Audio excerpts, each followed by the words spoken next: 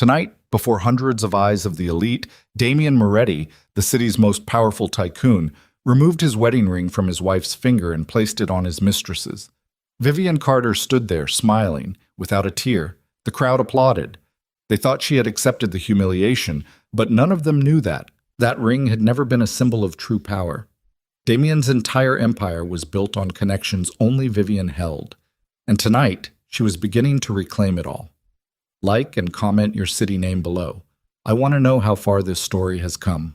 Oh, the ballroom of the Aldrich Grand Hotel had been built to make people feel small. That was the point. Whoever commissioned the place, some railroad baron 3 generations dead, understood that power needed architecture to back it up. The ceilings climbed 40 feet before they stopped, coffered in gold leaf that had been touched up so many times the original work was gone, replaced by something that looked like wealth but wasn't quite. Crystal chandeliers hung in clusters, throwing light that was warm and flattering and specifically designed to make the women beautiful and the men look like they belonged. The floors were white marble veined in gray, so polished you could see the hem of a dress in the reflection. Every surface said the same thing. You are here because someone decided you were worth it. Vivian Carter Moretti had attended this gala 7 years running. She knew the bartenders' names. She knew which florist handled the centerpieces, which catering company sent the same 3 appetizers every year in slightly different arrangements, which city councilmen always drank too much by 9 o'clock and needed to be steered away from the journalists. She knew because she had organized 3 of those 7 galas herself, working behind the scenes with a precision that left no fingerprints, the way she did everything. She was standing near the far end of the main floor when it happened. The champagne in her hand was Billicart Salmon, poured from a bottle she had personally selected from the cellar list 6 weeks earlier. She hadn't touched it in the last 20 minutes. She had been watching the room with the specific quality of attention that looks, to the casual observer, like elegant boredom, the practiced stillness of a woman who has attended so many of these events that nothing surprises her anymore. She wore a gown the color of deep garnet, cut clean at the shoulder, no jewelry except for 2 small diamond studs at her ears. The wedding ring on her left hand was a 4-carat cushion-cut set in platinum, surrounded by a halo of smaller stones. She had worn it for 11 years. She barely noticed it anymore. She noticed when Damian walked to the center of the room. He wasn't alone. He never moved through a room alone. There were always men at the edges of his orbit, not bodyguards exactly, not in the visible sense, but presences that shifted when he shifted and watched the room, the way dogs watch a door. Tonight, there were 4 of them, positioned casually, drinks in hand, but nobody in that ballroom who knew anything would mistake them for guests enjoying the open bar. Damian Moretti was 51 years old and built like a man who had once been genuinely dangerous with his hands and had since delegated that function to others without losing the bearing that came with it. Silver at his temples, dark everywhere else. A tuxedo that cost more than most people's cars, fitted by a tailor in Milan who flew to Chicago twice a year specifically for Damian's fittings. He was handsome in the way that expensive things are handsome. Maintained, controlled, assembled. He moved through the crowd and the crowd parted, not from fear, though fear was certainly present, but from something more social and more insidious than fear. The instinct to make room for a man who has never had to ask for it. Celeste Vaughn was on his arm. Vivian had known about Celeste for 14 months. She knew the address of the apartment Damian kept for her on the 42nd floor of the Meridian Tower, knew the name of the car service he used to send her things, knew that he had taken her to Positano in April and told his office he was meeting with a shipping contact in Naples. Vivian knew these things the way she knew most things, quietly, completely, and without ever giving any indication that she did. Celeste was 32. She had the kind of beauty that photographed extremely well and demanded nothing from the viewer except appreciation. Dark hair, olive skin, a figure that the white dress she wore tonight was doing its level best to present as a cultural event. She had worked in acquisitions at a real estate firm before Damian, and she wasn't stupid. Vivian had never made the mistake of thinking she was stupid, but she was ambitious in the specific way that made certain women mistake proximity to power for power itself. Damian brought her to the center of the floor. The music had stopped a moment earlier. Vivian registered that, registered the small practiced pause that preceded the thing she hadn't quite anticipated yet. and the conversations around them were trickling to silence in that organic, contagious way that silence moves through a crowd when something is about to happen. He spoke. His voice carried without effort, the voice of a man who had been listened to for so long that projection had become unconscious. "I want to say something in front of the people who matter to me." Vivian watched. "This woman," he turned slightly towards Celeste, "has given me something I didn't know I was missing." The crowd made sounds, approval sounds. The women near Vivian shifted almost imperceptibly, a small social movement away, the way people move away from the sight of something awkward before the awkward thing has fully occurred. Damien reached into his jacket pocket. Vivian understood before he finished the motion. She had a single second, maybe less, in which the full shape of what was about to happen resolved itself in her mind with perfect clarity. She used that second to set her champagne glass down on the tray of a passing waiter very carefully, without looking away from her husband. He crossed the floor to her. The four men at the edges of the room did not move. He took her left hand. His grip was practiced, not rough. He had always been precise about the difference between force and pressure, and this was pressure. The kind that communicates without threatening, the kind that says, "Be still," without saying anything at all. She let him take her hand. She felt the ring slide off her finger, the slight resistance of the knuckle. And then it was gone. He walked back to Celeste. He placed the ring on her finger. The crowd. And this was the part that would stay with Vivian for a long time, not with pain, but with something colder, something useful.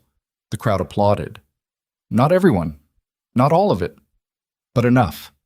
Enough people decided in that half second that this was an occasion for approval, that the appropriate response to what they had just witnessed was a sound that meant, yes, good, we endorse this, and they made that sound, and it bounced off the 40-foot ceilings and the gold leaf coffers and the crystal chandeliers and came back down into the room like something that had been agreed upon. Vivian smiled.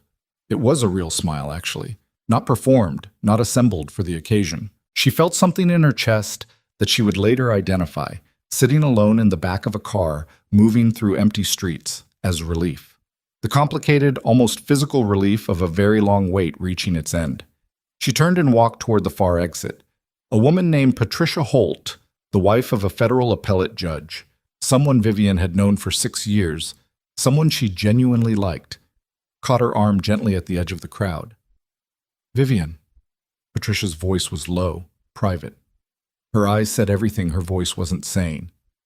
"You don't have to—" "I'm fine, Pat." Vivian touched her hand briefly. "I promise." "Where are you going?" "Home." She paused. "And then I have some calls to make." The car was a black Lincoln, and the driver was a man named Hector who had worked for Vivian specifically. Not for the Moretti organization, not for Damien, but for Vivian, paid from an account Damien didn't know existed, for 4 years. He didn't ask questions. He had never asked questions. This was why she had hired him. She sat in the back and looked at her left hand. The base of her ring finger was slightly pale where the ring had been, a small negative impression of 11 years. She pressed her thumb against it once, feeling the slight indentation, and then she opened her phone. The first call was to a man named Gerald Fitch, who was a senior partner at Harmon, Fitch & Lau, and who handled, among other things, 3 specific legal agreements that stood between Damien Moretti's organization and a set of federal statutes that would otherwise be significantly interested in his business practices. Gerald picked up on the second ring. "I saw the coverage," he said, instead of hello. Someone had already posted a photograph. "Then you know why I'm calling." A pause. "Vivian, I want you to think carefully." "Gerald," her voice was even. Not cold, not sharp, even. "I've been thinking carefully for 3 years. I need you to initiate the withdrawal on the Castellan agreements first thing tomorrow, all 3 of them." Another pause, longer. "That's going to create significant exposure for— I know what it's going to create." She watched the city lights moving past the window. "That's the point. I'll send the authorization codes in the morning. Get some sleep." She ended the call and immediately dialed a second number. A woman answered. Her name was Sonia Reeves, and she was the deputy director of a mid-sized lobbying firm that handled, quietly and effectively, the political relationships that allowed certain business activities in certain parts of the city to proceed without the kind of scrutiny that would otherwise be professionally inconvenient. Sonia had a voice like very dry paper, and the memory of an accountant during an audit. "I need you to suspend the Moretti account," Vivian said. "All of it?" "All of it, immediately. No communications, no meetings, no courtesy calls, just a clean suspension. They're going to call me." "Yes." Vivian turned from the window. "Don't answer." She made 9 more calls before the car reached the house. Each one was precise, brief, surgical. She was not emotional on any of them. She was not performing strength. She simply had no interest in performing anything anymore. The performance had been the last 11 years. This was something else. This was the part where you stop pretending the thing holding you in place was something it was not. The house was a limestone Georgian on North Burling Street, 4 stories set back from the street behind a row of mature oaks that were older than the house itself. Damien had bought it as a statement. Vivian had made it a home, which was a different thing and required different skills, and she had made it something else too, something Damien had never fully understood. A repository, not of things, of relationships, of the specific human connections that are worth infinitely more than property when everything else starts to fall apart. She walked in through the front door and stood for a moment in the entry hall. The house was quiet. The staff had the night off. She'd arranged that 3 days ago, quietly, without explanation. She went to her office on the 2nd floor. It was a room Damien had never shown much interest in. Her domain, officially, where she handled the charitable foundations, the social calendar, the correspondence that came with being the wife of a man in Damien's position. There were 2 filing cabinets and a desk and a bookshelf and a painting she had chosen herself. A landscape, nothing significant, just something she found calming. Behind the painting was a wall safe. Behind the wall safe's first compartment, which contained the items anyone finding it would expect to find, was a second compartment, significantly deeper, that required a separate combination. She opened it and took out a folder. Inside the folder was a document she had been updating in small, careful increments for just over 3 years. It was, in its essence, a complete map of the Moretti organization's financial architecture, not the criminal elements specifically, but the legal scaffolding that surrounded them, protected them, gave them the appearance of legitimacy. Shell companies, investment vehicles, legal agreements routed through enough intermediaries that their origin was obscured but not, if you knew what you were looking at, untraceable. Vivian knew what she was looking at. She had built half of it. She sat at her desk and opened her laptop, and she began to work. It was important to understand how Vivian Carter had come to be in this position, because it did not happen the way people imagined when they imagined the wives of men like Damien Moretti. She had not been naive. She had not been swept off her feet and then gradually awakened to a terrible truth. She had grown up in Springfield, the second of 4 children of a man named Robert Carter, who ran a small construction company with 15 employees and a lot of debt and a talent for making deals with people who operated in the space between legal and not. Her father was not a criminal. He was a man who understood how things actually worked, which was different, and he had passed this understanding to his daughter with a thoroughness he hadn't quite intended, because he had mostly been focused on passing it to her older brother, who had turned out to have no aptitude for it whatsoever.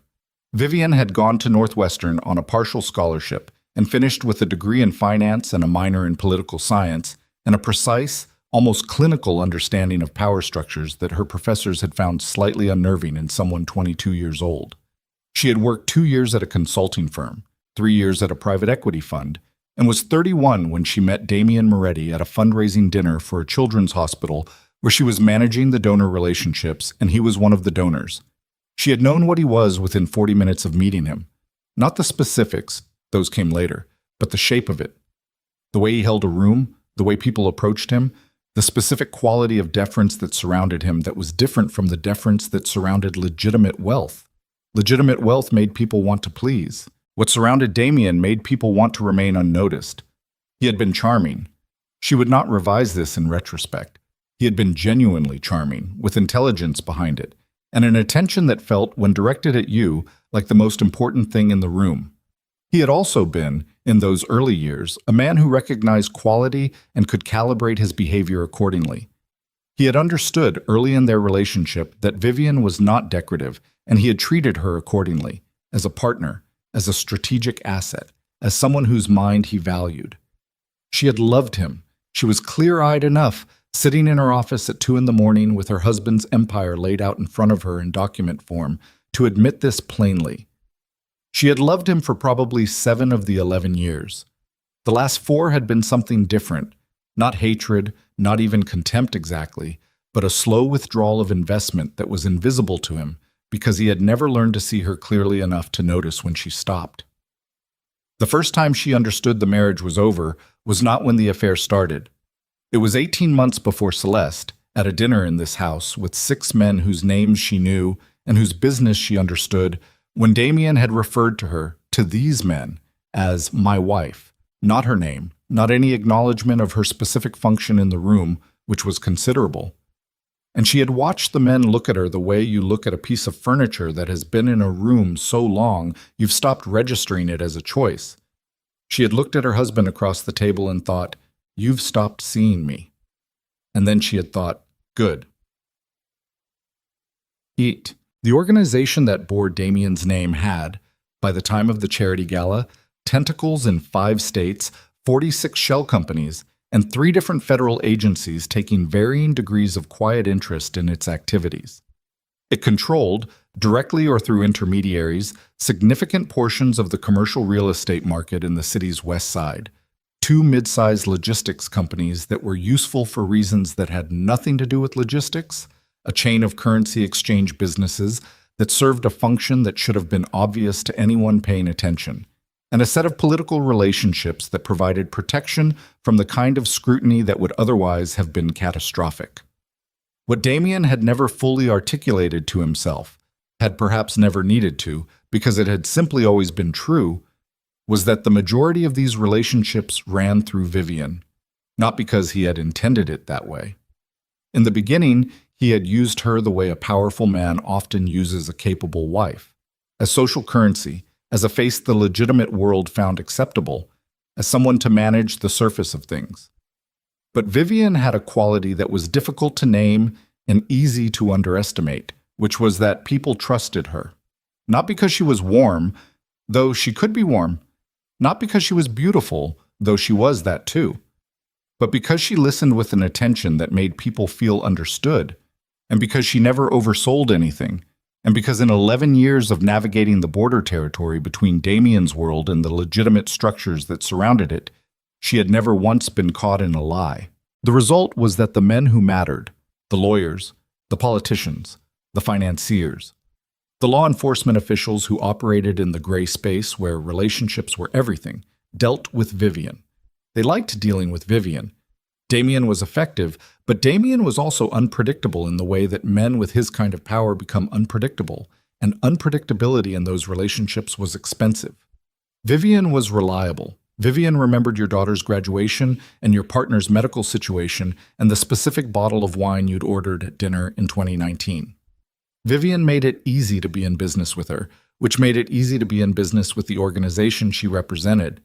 Damien knew this in the way that you know something you have never had to think about because it has always simply been true. The way you know the floor is solid. You don't think about the floor. He was about to think about it. 3 days after the gala, Marcus Webb called. Marcus Webb was 64 years old, a man who had the face of a disappointed grandfather and the moral architecture of a very successful accountant, which was to say that his ethics were precise and situational and utterly reliable within those parameters. He had been Damien's primary financial architect for 9 years and had met Vivian at a dinner 4 months into that relationship, and he had called her the following morning to say, without preamble, that she was the most intelligent person he had been in a room with in recent memory, and would she have lunch with him sometime? She'd had lunch with him many times since. Now he was calling her cell, her personal cell, the number that existed in perhaps 20 contacts, not the number the organization used. "I need to ask you something," he said. "Ask." "The Castellan agreements, they're gone." "Yes." A silence that contained a great deal of information.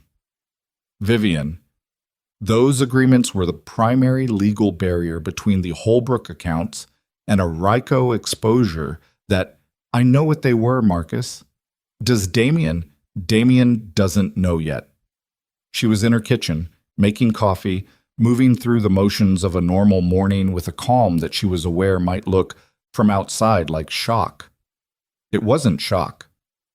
He will. Probably by end of week. Another silence. What is this? This is a consequence, she said. A natural, inevitable consequence of a decision someone made. She heard him breathe. Marcus Webb had the quality of a man who had spent 40 years in rooms where the wrong word could be catastrophic, and that quality expressed itself now as a very controlled stillness on the other end of the line. "What do you need from me?" he asked. "Nothing yet." She poured her coffee. "But keep your own counsel, Marcus. Clean books from this point. Anything that connects to the organization needs to be arm's length. You're telling me to prepare for... I'm telling you to be smart," she said, "which you've always been. That's why I'm telling you." She ended the call and stood at the kitchen window and looked at the yard, at the oak trees that were older than the house, at the light coming through the October leaves. The house was very quiet. She had not slept more than 4 hours, but she didn't feel tired. She felt the specific sharpened quality of someone who has been waiting for something for a very long time, and now the waiting is finished and the doing has begun. At the Moretti organization's primary operational office, a legitimate-looking commercial space on the 8th floor of a downtown building occupied by a financial consulting firm that consulted with no clients anyone had ever met, the signals were already arriving. Damien's operations director, a tightly wound man named Stephen Pratt, was at his desk at 7:45 in the morning, working through his normal morning review, when he noticed that the overnight transfer that should have moved $3.2 million between two specific accounts had failed to process. He ran the trace twice before he called anyone. Then he called Damien. "There's a problem," he said. Damien was still in bed. He had brought Celeste back to the North Burling house, Vivian's house, technically, though Damien had long since filed it mentally under his own assets. And she was beside him, asleep, wearing the ring, her dark hair spread across the pillow in a way that had struck him the night before as a kind of victory, and now, at 7:45 with Pratt's voice delivering the word problem, struck him as simply something he was looking at. What kind of problem? "The Holbrook transfer didn't process. I'm getting a legal hold flag, but the source doesn't make sense. It's coming from the Castellan side, and the Castellan agreements are..." A pause. "Damien, the Castellan agreements are gone. They've been withdrawn." Damien sat up. "What do you mean, withdrawn?" "I mean, they don't exist anymore. The counterparty withdrew last night, all 3 of them." The counterparty. The entity that had, on paper, entered into those agreements from the other side was a holding company that Damien knew by name and function, but had never paid much attention to because it had always simply been there, a structural element, like a wall.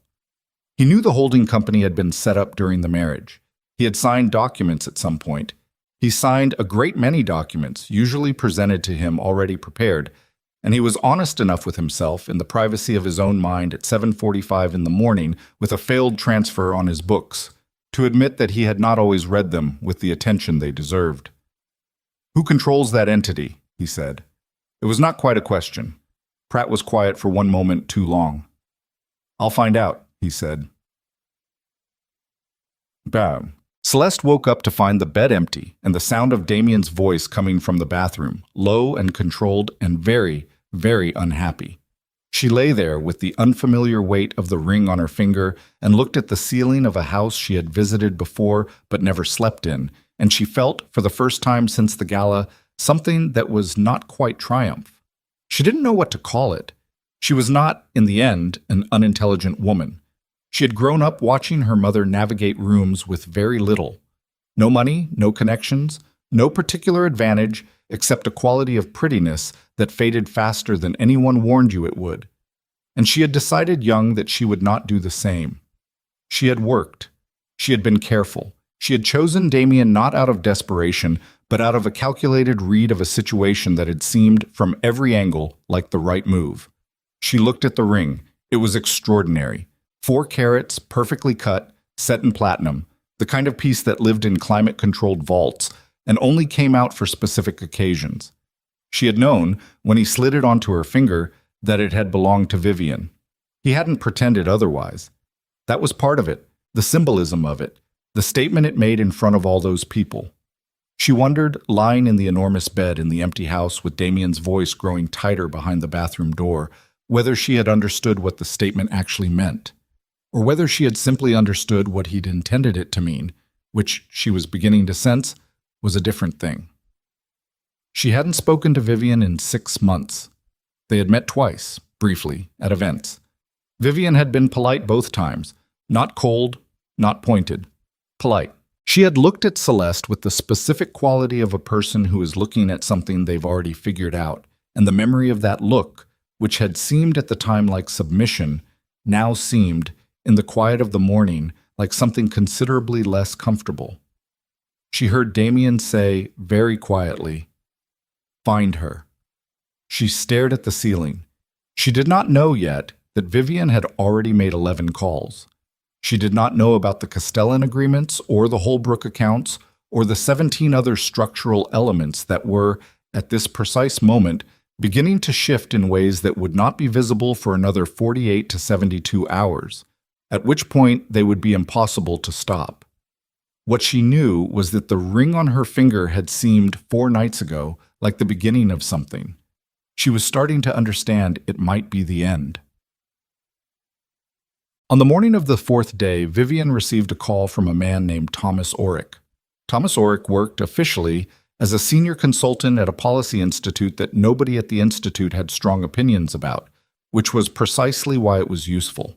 He was 67, formerly of the Treasury Department, and he had a relationship with Vivian that predated Damien by 18 months and had continued carefully throughout the marriage. "Your timing," he said, "is operationally complicated. Tell me." The exposure on the Holbrook accounts creates a window. The question is whether anyone walks through it.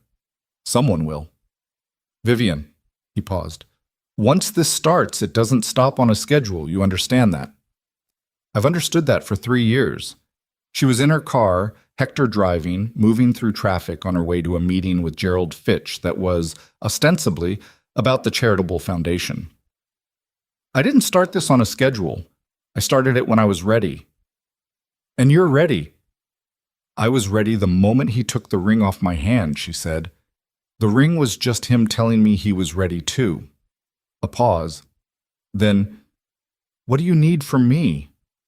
"I need you to make sure the right people have access to the right information when the time comes." She watched the city moving past the window. "Not now. Patience is the important thing right now." "And Damien?"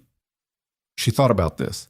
She thought about the man she had married, his intelligence and his arrogance, and the specific blindness that power had grown in him over 11 years. The way success had made him less careful, not more. The way he had stopped paying attention to the room because the room had stopped giving him reasons to. "Damien will come to me," she said. "He'll think he can fix this if he talks to me. He'll think the problem is a negotiation.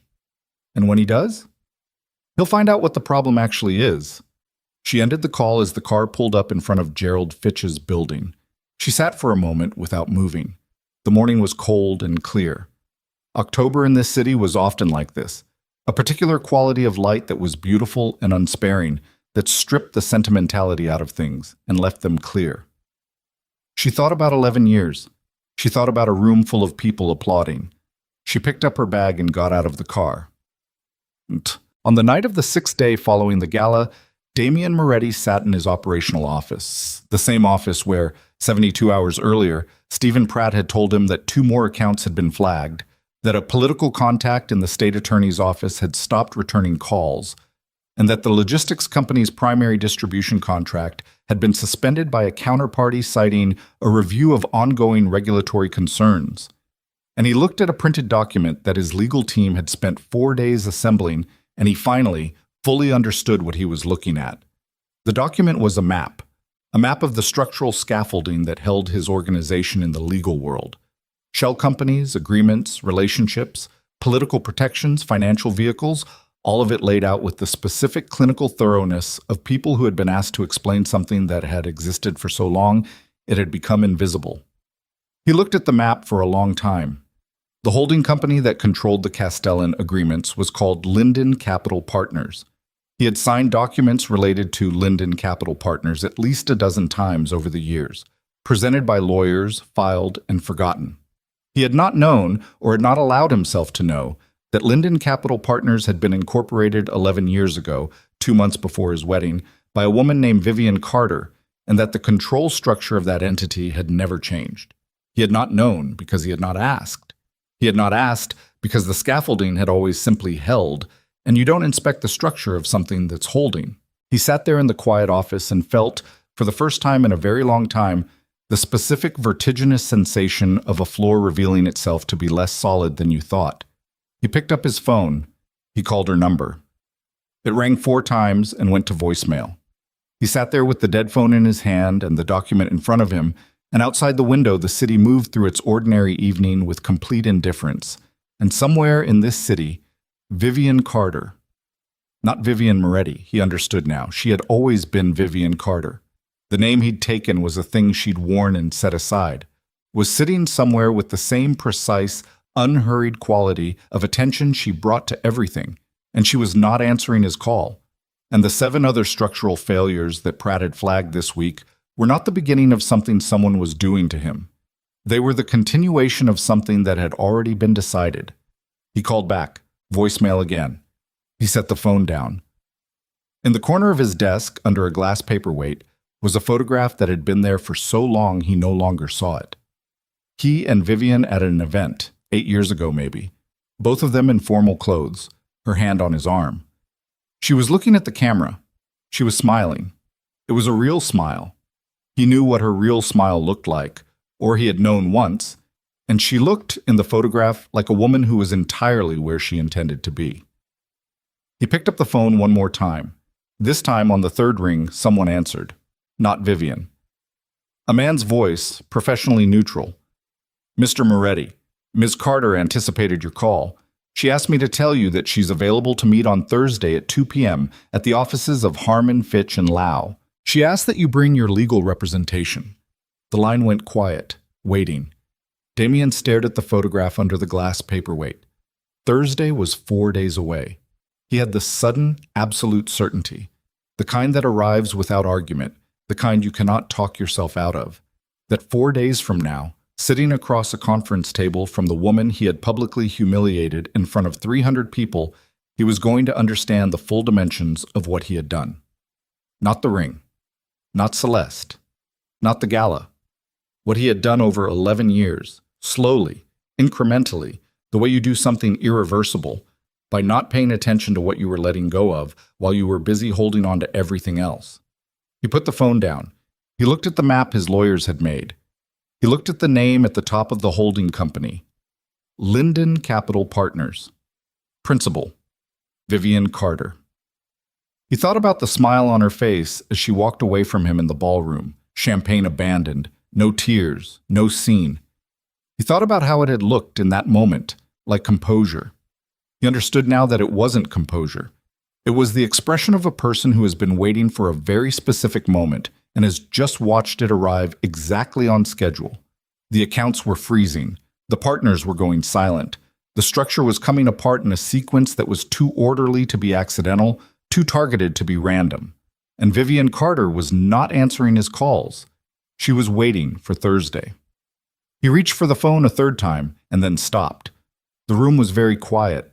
In 4 days, everything he thought he'd built was going to be laid out on a conference table, and the woman across from him was going to show him, item by item, exactly how much of it had been hers. He sat there a long time in the quiet, and outside, in the city that had always bent itself around him without his having to ask, the machinery that Vivian had set in motion continued to turn, quietly, precisely, without a single wasted movement, and it did not stop. Thursday came in gray and cold, the kind of October morning that felt like a warning. Damien arrived at the offices of Harmon, Fitch, and Lau 12 minutes early, which was unlike him. He was accompanied by 2 lawyers, One from his primary firm, a man named Carter Hollis, who had been doing criminal defense work for 22 years and had the specific, unflappable quality of someone who had heard everything and been surprised by very little. And a second attorney, a younger woman named Dana Price, who specialized in financial restructuring and had been hired 3 days ago at significant expense. He had also brought Stephen Pratt, because Pratt knew the operational architecture better than anyone, and Damien wanted someone in the room who could translate. The four of them sat in a conference room on the 19th floor and waited. The room had floor-to-ceiling windows that looked east over the city. The sky was the color of old concrete. Damien sat with his hands flat on the table and looked at the city and said nothing. Pratt was reviewing documents on his tablet. Hollis was making notes on a yellow legal pad.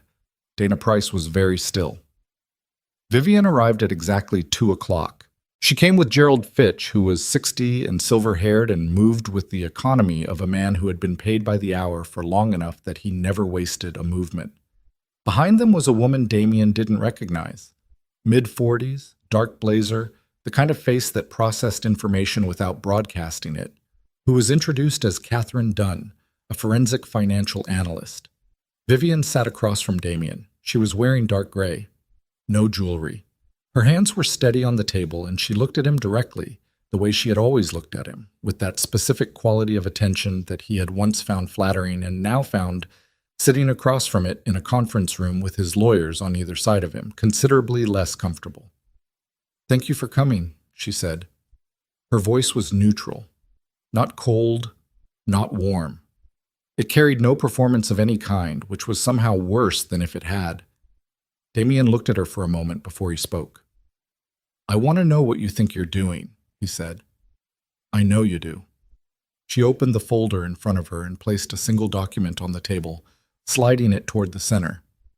"Let's start with Linden Capital Partners." Carter Hollis reached for the document. Damien didn't move.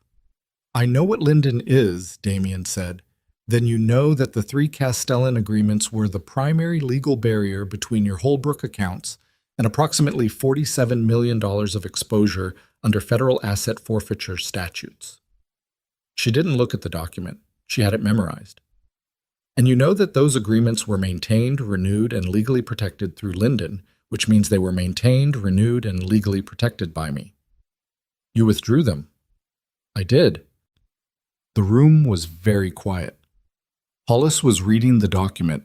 Dana Price was watching Vivian with the expression of someone recalibrating. "Why?" Damien said. Vivian looked at him. Just looked at him, for long enough that it was a statement in itself. "Damien." Her voice was even. "A man stood up in front of 300 people and took a ring off my finger and put it on another woman's hand while the room applauded. I think the question of why answers itself. That's personal." His jaw was tight. "This is business. They were never separate things." She leaned back slightly. "That's what you never understood. Every agreement I made, every relationship I built, every political favor I called in, and every legal protection I structured, it existed inside a marriage. You ended the marriage, publicly, deliberately, in a way that was designed to be permanent. Everything that existed inside it ended with it." Hollis looked up from the document. "Ms. Carter." "Fitch." She didn't look away from Damien. "You want to handle this." Gerald Fitch placed a second document on the table, then a third. "What you're looking at," Fitch said, his voice carrying the dry precision of a man who had been doing this for decades, "is a complete accounting of the legal, political, and financial instruments that were established, maintained, or operated by Ms. Carter during the course of the marriage. Individually, each of these items appears, in your organization's internal documentation, as a passive structural element.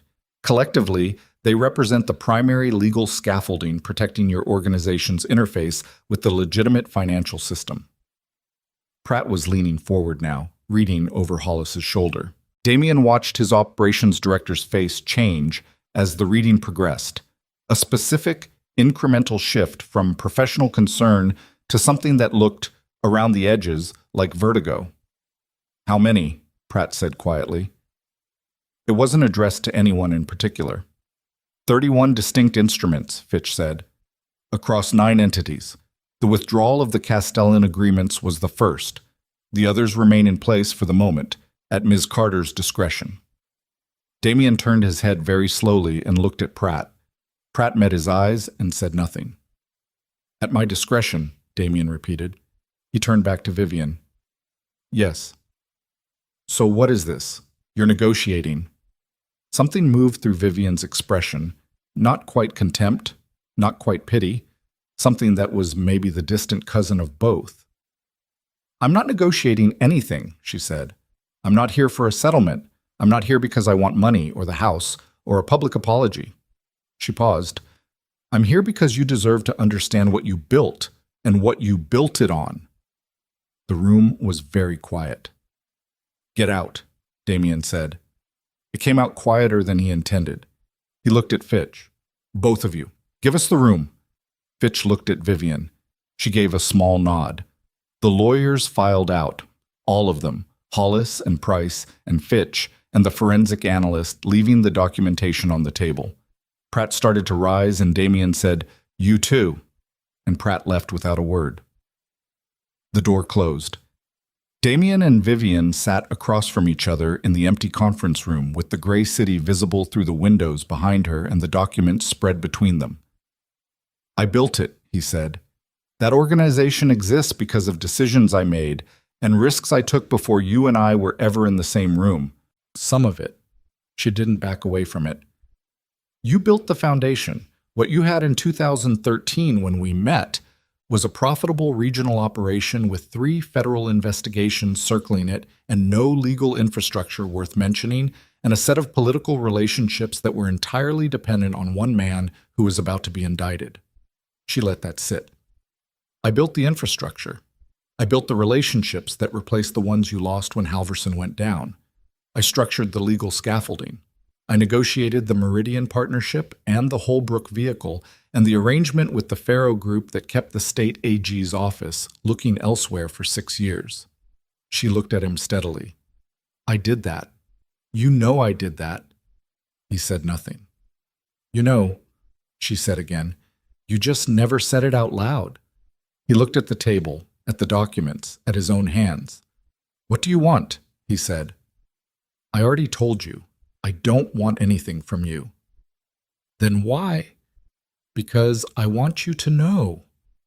Her voice didn't change, but something in the air of the room changed, something almost physical. I want to sit in this room and watch you understand it. That's all I want from this meeting. He looked at her. He had known this woman for 12 years and been married to her for 11, and he was aware, sitting here, that he had not known her at all, not in the way that counted. He had known her function. He had known her value.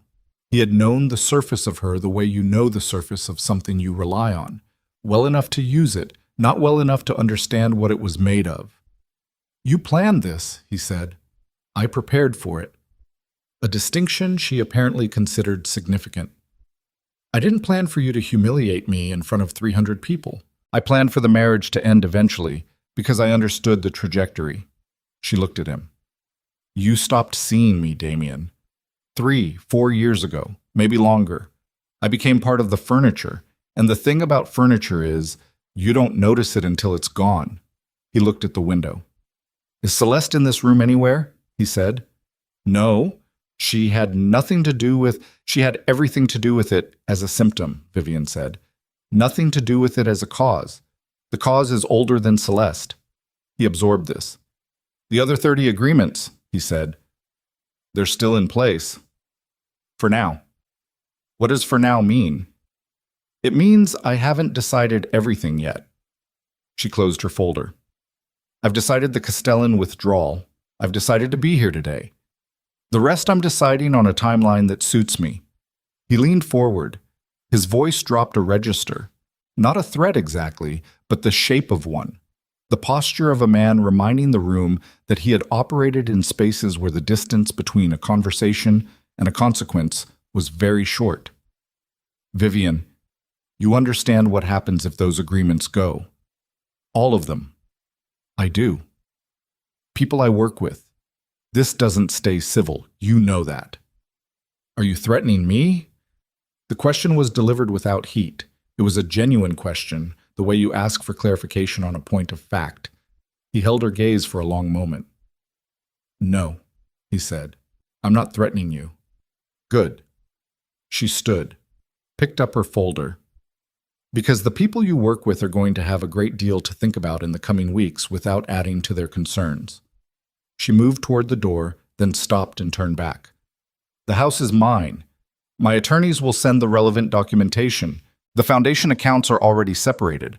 I don't want anything from the organization's assets. I want nothing that came from that side of things. I want what's mine. And the agreements. She looked at him one final time across the conference room, across the documents, across 11 years. We'll proceed on my timeline, she said. Not yours. She left. He sat there for a long time. The city outside the window was moving through its afternoon without reference to anything in this room. He could hear, faintly, voices in the hallway. His lawyers, Fitch, the indistinct murmur of professional conversation. He looked at the documents. 31 instruments, 9 entities. He picked up his phone and called Pratt. Get back in here, he said. Pratt came back in and closed the door and stood, rather than sitting, which was a tell. Pratt sat in most situations. The fact that he was standing meant he had processed the documents and arrived somewhere he didn't want to be. Talk to me, Damien said. The Holbrook exposure is the immediate problem. Pratt's voice was controlled, professional, doing the work of a man whose job it was to deliver information that other people found difficult. Without the Castellan agreements as the legal buffer, the accounts are technically reachable under a federal seizure action if anyone decides to look. The question is whether anyone decides to look. Will they? Pratt was quiet for a moment. The Holbrook accounts were structured so that the existence of the Castellan agreements discouraged scrutiny. The agreements themselves weren't the only protection.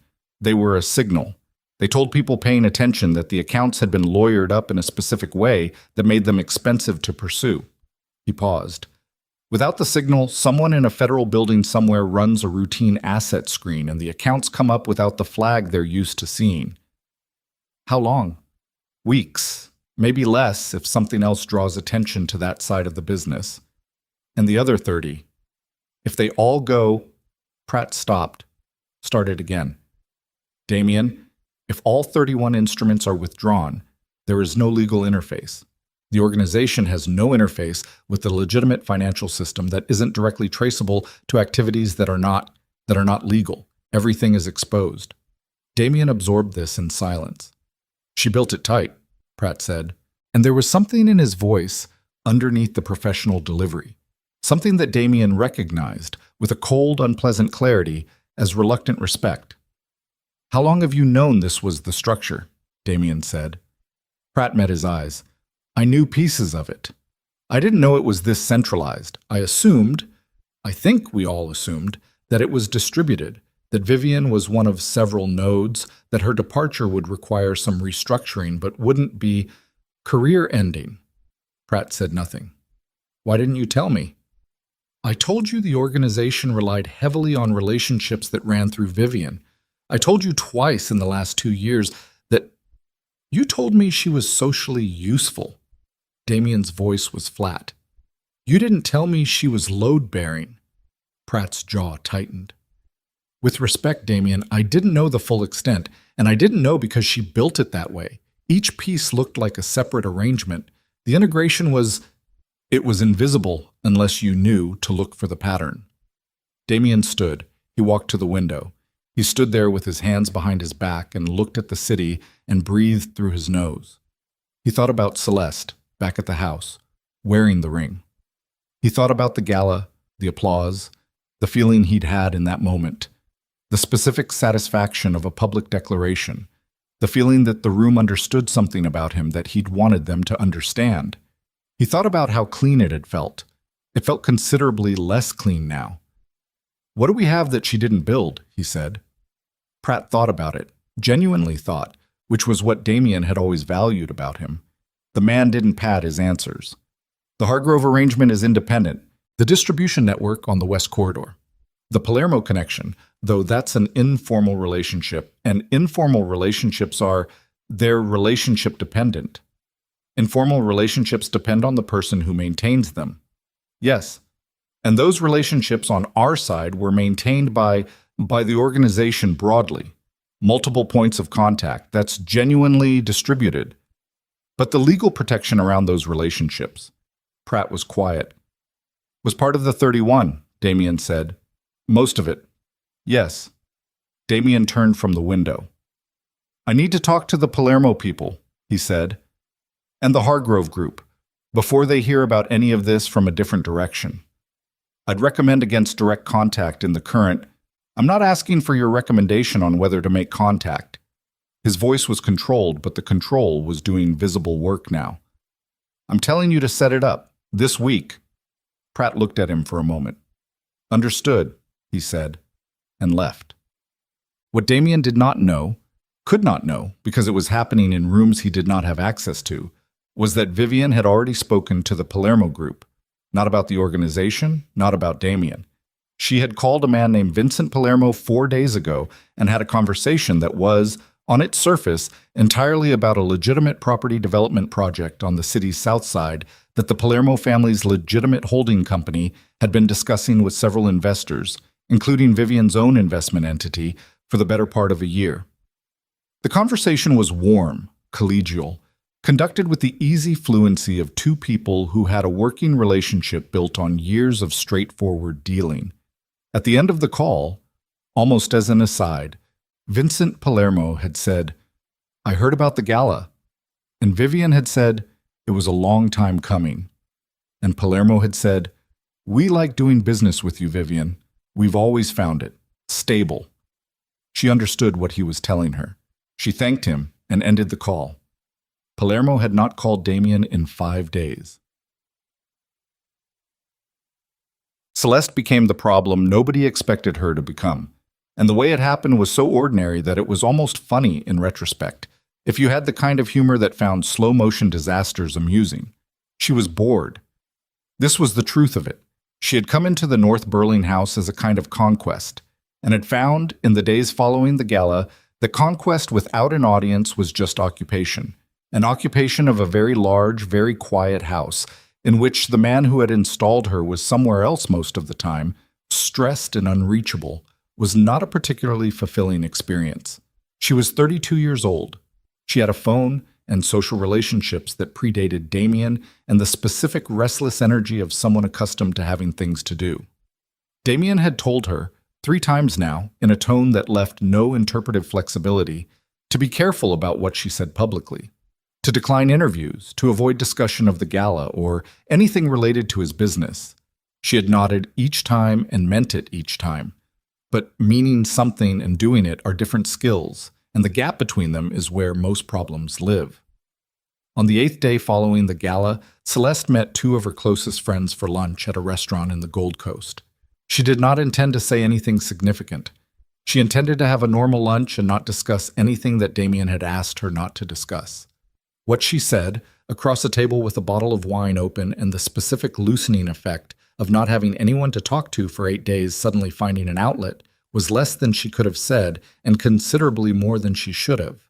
She mentioned a name connected to a business arrangement that she had overheard in a phone conversation 3 days ago, when Damien had been on the far side of the bedroom door and had not been as quiet as he thought he was. She mentioned it not as information, but as the kind of casual name-dropping that comes from proximity to someone powerful. The specific habit of demonstrating closeness through the details you're not supposed to know. One of the women at the table was the girlfriend of a man who worked for a competing organization in the city's east side.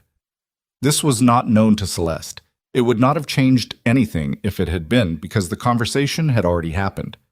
By 8 o'clock that evening, the name Celeste had mentioned, a name connected to a logistics route, to a specific intermediary, to a chain of relationships that Vivian's legal scaffolding had carefully insulated from scrutiny, had traveled 3 removes from the lunch table and arrived in a place that caused significant professional concern to several people whose concerns were, in the operational landscape of Damien's organization, extremely consequential.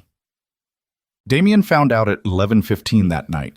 He found out because the man whose name had been mentioned called him directly, which was itself a violation of every protocol they had established. And the fact that this man, careful, professional, utterly reliable for 7 years, was calling him directly and was barely controlling his voice, meant that the situation was beyond the stage where protocols felt relevant. "Your woman," the man said. "She said my name at a restaurant to 2 other people." The silence on Damien's end of the line lasted 4 seconds. "Are you sure?" "I'm sure." "Who heard it?" "I'm working on that." "But Damien," the man's voice dropped. "If this gets to the wrong people, I am done. My operation is done. Everything we have worked to build on the East Corridor is done. Do you understand me?" "I understand you." "Fix it." The line went dead. Damien set the phone on the table. He was in the study. Celeste was upstairs. He could hear faintly the sound of the television. Something innocuous. A show she watched. The low murmur of it coming through the ceiling. He sat very still and stared at the far wall and felt something he had not felt in a very long time. Something he would not have named even to himself, but that expressed itself as a coldness that started in his chest and moved outward through his arms and into his hands, which he placed flat on his thighs and pressed down until he could feel the pressure of his own palms against his legs. He thought about the agreements Vivian had in place. 31 instruments, insulating the organization's exposure. He thought about those instruments and about this phone call and about the compound nature of what was happening. Not one problem, but the specific kind of cascading failure where each thing that goes wrong makes the next thing more likely to go wrong. He thought about the woman upstairs, wearing a ring that had been taken from someone who built the entire structure those problems were currently dismantling. He stood up. He did not go upstairs. He went back to the phone, and he called Pratt. And when Pratt answered, he said simply and without preamble, "The Castellan exposure is no longer theoretical." Pratt's breath on the other end of the line was very quiet. "How bad?" Pratt said. "Someone knows about Renner." The name of the man who had just called him. "Someone on the east side. I don't know how far it's traveled." Another silence. "Damien." Pratt's voice had the quality of someone walking very carefully. "If Renner's name is circulating in that context, and Renner's accounts are in the Holbrook vehicle, and the Holbrook vehicle no longer has the Castellan insulation." "I know." "Then we are looking at a federal—" "I know, Stephen." The silence that followed was the kind that happens when 2 people have both arrived at the same conclusion and neither of them wants to be the one to say it first. "How did it get out?" Pratt said. Damien looked at the ceiling. He looked at the ceiling for a long time, and the sound of the television came through it, the low murmur of something Celeste was watching in the bedroom of a house that had been built for someone else, wearing a ring that had been built for someone else, having spoken a name she had no business knowing because she had been in proximity to power without the first understanding of what power actually cost. "Fix your question," Damien said. "The question isn't how it got out. The question is how far it's gone and whether we can still close it. And can we?" He was quiet for a moment that stretched.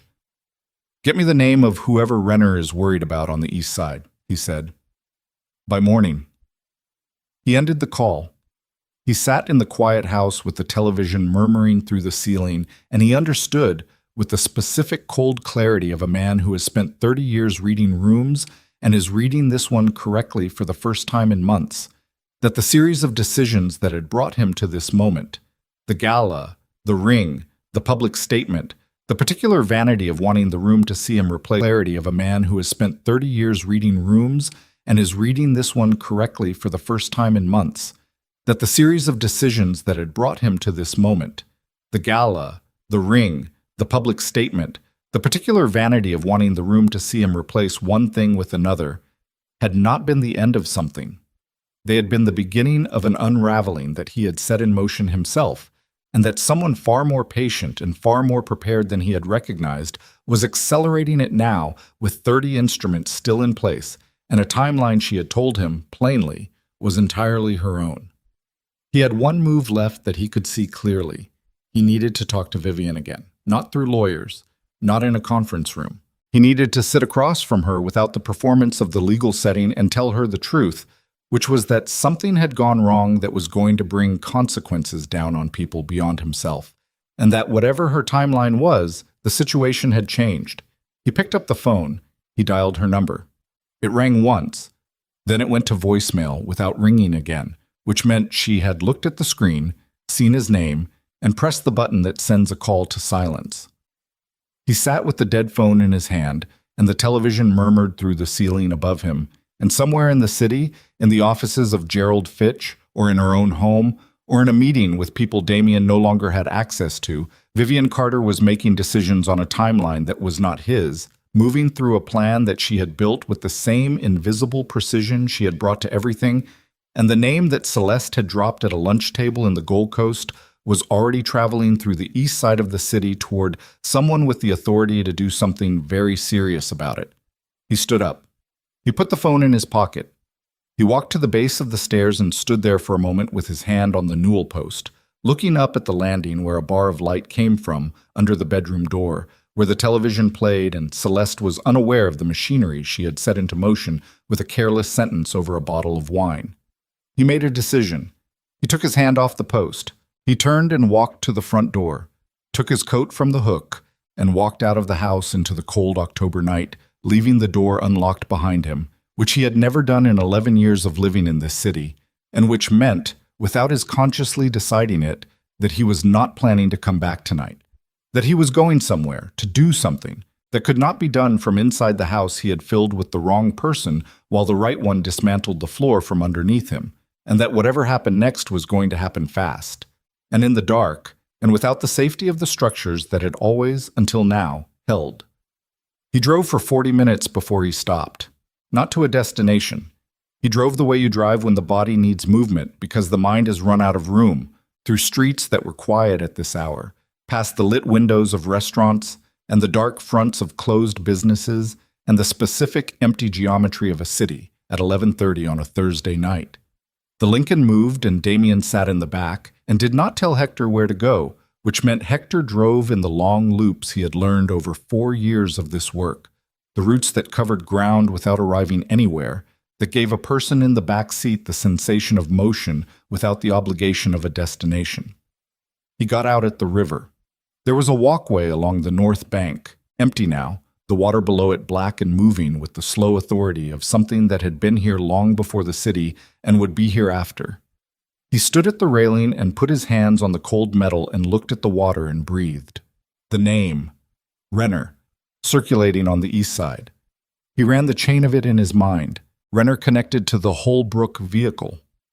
The Holbrook vehicle, stripped of the Castellan insulation, connected directly to 3 years of financial activity that was not, under any reasonable legal interpretation, something he wanted a federal prosecutor examining.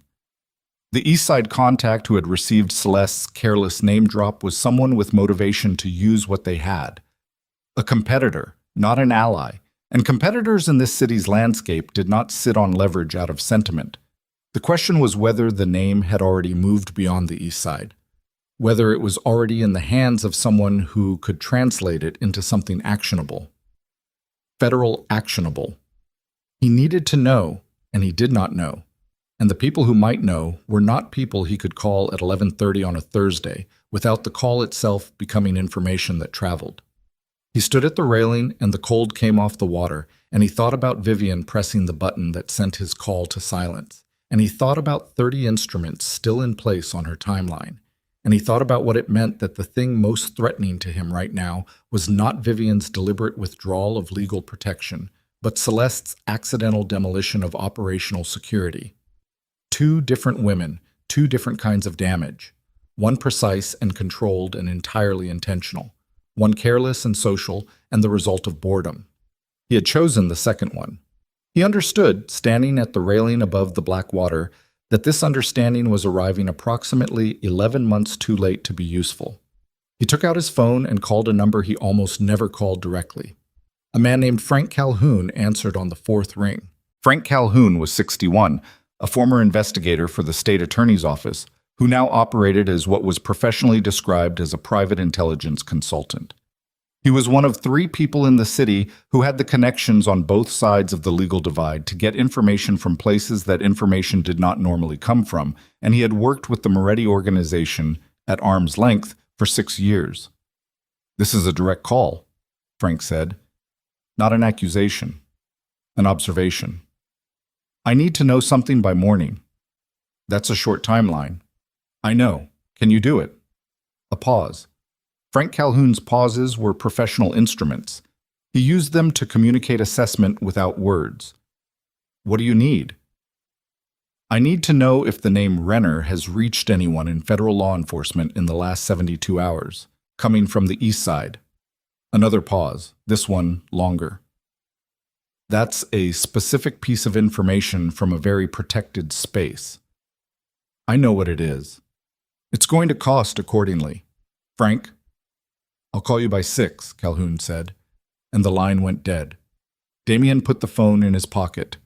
He stood at the railing another few minutes. The water moved below him, indifferent and continuous, and the city hummed at its nighttime register, and somewhere behind him, in the car, Hector waited without asking questions. He turned and walked back to the car. He did not go to the North Burling house. He went to a hotel room he kept under a separate name, a suite on the 14th floor of a downtown property that was used for precisely these situations. When a person in his position needed to be somewhere that was not where people expected to find him. He sat in the chair by the window with his jacket on and his phone on the table, and he did not sleep. At 4:47 in the morning, the phone rang. It was not Calhoun. It was Pratt. Tell me, Damien said. Pratt's voice had a quality he had never heard from Pratt before, which was the quality of someone who has been awake all night and has found something they did not want to find. I've been running the East Side contact, Pratt said. The one who Renner is worried about. I traced the chain. And? The name didn't stay on the East Side, Damien. A breath, short and controlled. It moved. Last night. It moved to a woman named Sandra Cho. Sandra Cho is... She's not East Side. She's not a competitor. She works as a consulting contractor for the Department of Justice, Financial Crimes Division. The room was very still. How did it get to her? Damien said. I'm still tracing that. But Damien... Pratt stopped. Started again. She's not a new contact. Sandra Cho has been in contact with Gerald Fitch's office. Not recently. Going back 8 months. I found a billing record. One meeting, billed to a matter described only as a preliminary consultation on asset disposition in a civil proceeding. Damien did not move. Gerald Fitch, he said. Yes. Gerald Fitch, who was Vivian's attorney, who had sat across the conference table from Damien 40 hours ago and laid out 31 instruments with the methodical calm of a man who had been preparing this presentation for a very long time. She was talking to DOJ 8 months ago, Damien said. The billing record suggests a consultation. I don't know what was discussed. I don't have visibility into that. But she was talking to them. Through Fitch, yes. Damien stood up. He crossed the hotel room in 3 steps and stood at the window looking at the pre-dawn city, at the buildings and the streets and the infrastructure of a place that had been the landscape of his life for 30 years. And he felt something moving through him that was not anger exactly, but the thing that lives underneath anger. The thing that anger is built on top of, the raw, cold substrate of it. She wasn't just withdrawing the agreements, he said. Pratt was quiet. She was building a case. He said it to the window, not to Pratt. The timeline, the sequencing. The Castellan withdrawal wasn't the beginning of the end. The consultation with DOJ 8 months ago was the beginning. Everything since then has been about creating the exposure she needed to give them something to work with. That's how it reads, Pratt said. She's not trying to hurt me financially. He turned from the window. His voice was flat and very precise. She's trying to end me. Completely. Permanently. The silence on Pratt's end confirmed it. Sandra Cho, Damien said. Where is she right now? I don't know. Find out. And Pratt, how much does she have? What could Vivian have given them 8 months ago that gives them something real? Another pause. This one felt different from Pratt's professional pauses. This one felt like a man choosing his words with the specific care of someone who knows the words are going to land badly. Damien, if she gave them the structural documentation, The map of the 31 instruments, the shell company architecture, the Holbrook vehicle, with context, with her own testimony about the purpose and function of those structures. She'd be testifying against herself. She built those structures. She built them as an agent of the organization, in the context of a marriage. Pratt's voice was careful. A marriage that is now dissolved.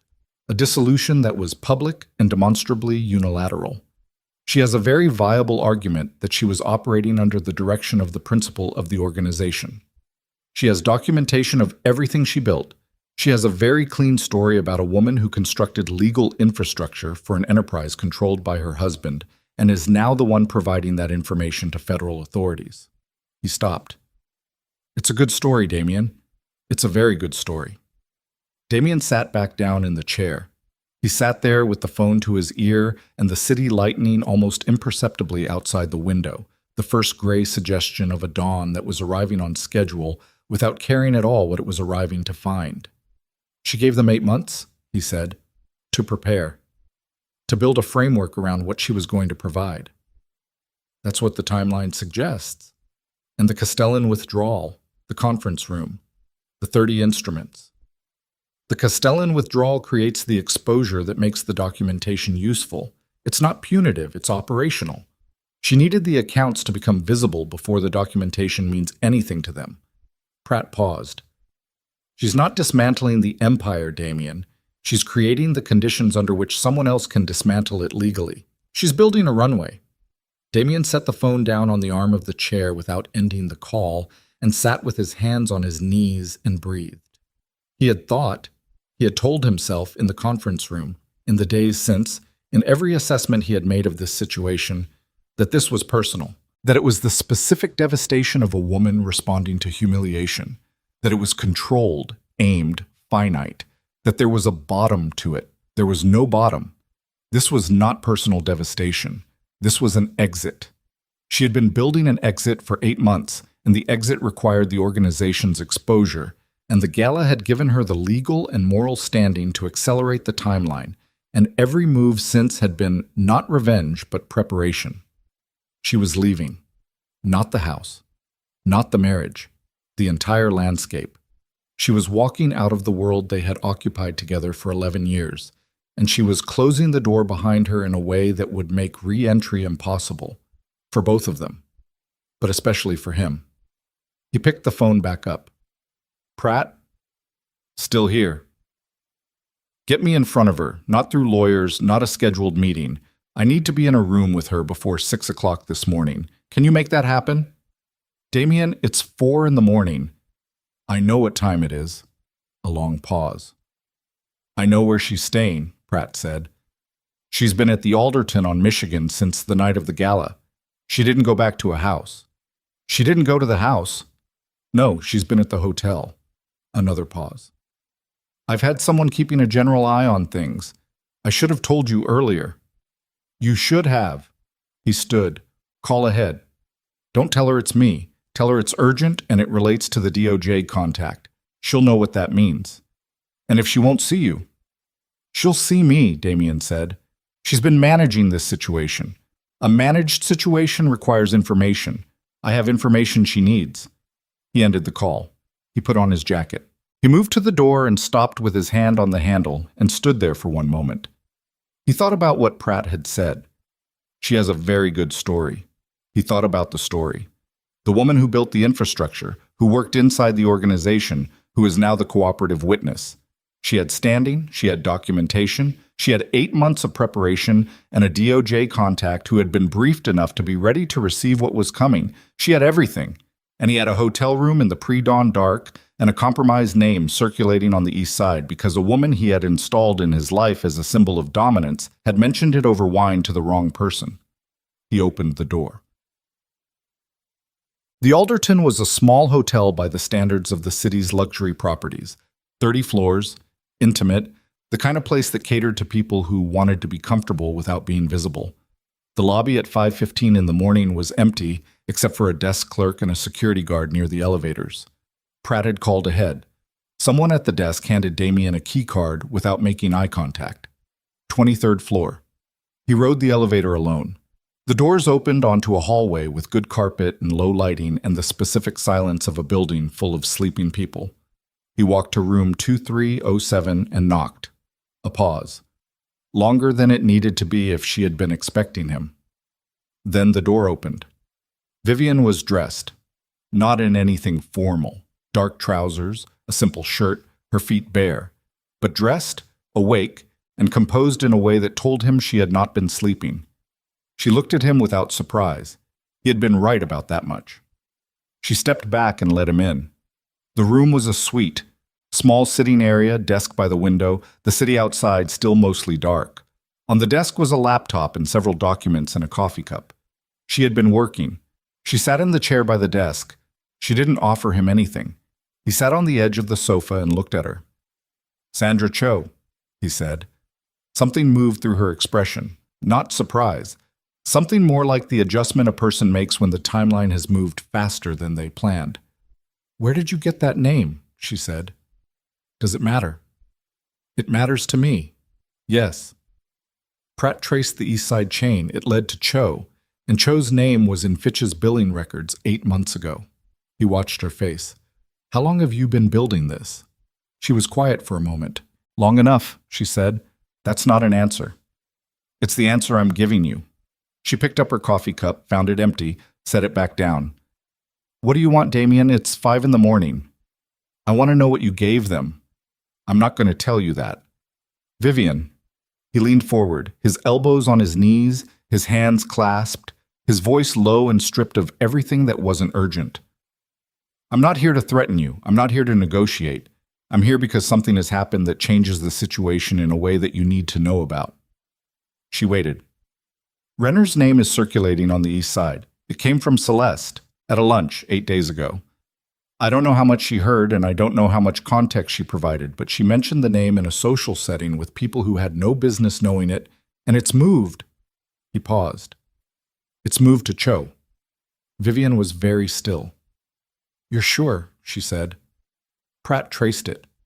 She set her hands flat on the desk.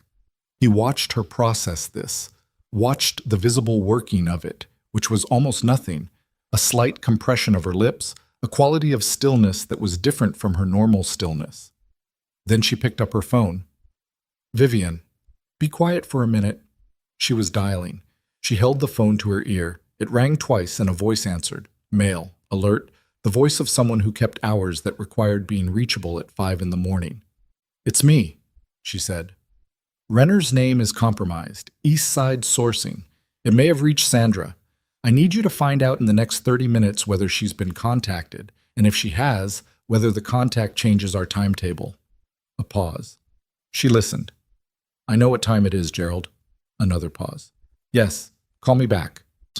She lowered the phone. They sat in the quiet room with the city outside, still dark, and the documents on the desk between them. "How did Celeste know Renner's name?" Vivian said. "She overheard a call." "You took a call about Renner in a room where Celeste could hear it." He said nothing. "At the house?" "Yes." She looked at him for a moment, just looked at him, with the expression of someone who has been told something that confirms a thing they already knew. "I installed a woman with no operational discipline in your house," he said. "I know." "You installed a woman with no operational discipline in my house," she said. The correction was quiet, precise, and absolute. "And then you left a room without closing the door, or lowered your voice because you were comfortable, or made one of a dozen small decisions that comfortable people make when they've stopped treating their environment as something that requires management." She paused. "Because she made you comfortable. Because that was the point of her." He absorbed this. The point was not comfort. The point was dominance, she said. The point was a room full of people watching you replace one thing with another. And dominance and comfort are the same thing in the end. They both make you stop paying attention. She turned to the window. "I paid attention for 11 years. That was the difference." The phone on the desk buzzed. She looked at the screen and picked it up. She listened for 40 seconds. Her face did not change, but her breathing changed, just slightly, an almost imperceptible deepening, the kind of adjustment a person makes when they're absorbing something significant and don't want anyone to see them do it. "All right," she said. "What's the new window?" A pause. "That's too fast." Another pause. longer. Gerald, I hear you. I need 2 days. The voice on the other end continued. Her jaw tightened. 1 day then. Give me until tomorrow evening. She listened again. Yes, I understand. Do it. She set the phone down. She sat with her hands on the desk and looked at a point on the surface between her hands. And for the first time since he had walked into this room, for the first time he realized since the night of the gala, she looked like something other than a person who had the situation fully under control. What happened? He said. Sandra Cho received the Renner information last night. Her voice was level, professionally level. She took it to her contact at the DOJ field office this morning at 4:30. She went in at 4:30 in the morning. She's not a contractor anymore, Vivian said. She was a contractor 8 months ago when Gerald made the initial contact. She was brought onto the investigative team 6 weeks ago as a staff consultant. She looked up. She has standing to take it directly. And she did. What does that mean for your timeline? It means my timeline no longer exists. She said it plainly, without drama, in the tone of someone reporting a weather change. The DOJ contact was built around a specific sequence. I provide documentation, they build their case around it, they move when the case is ready.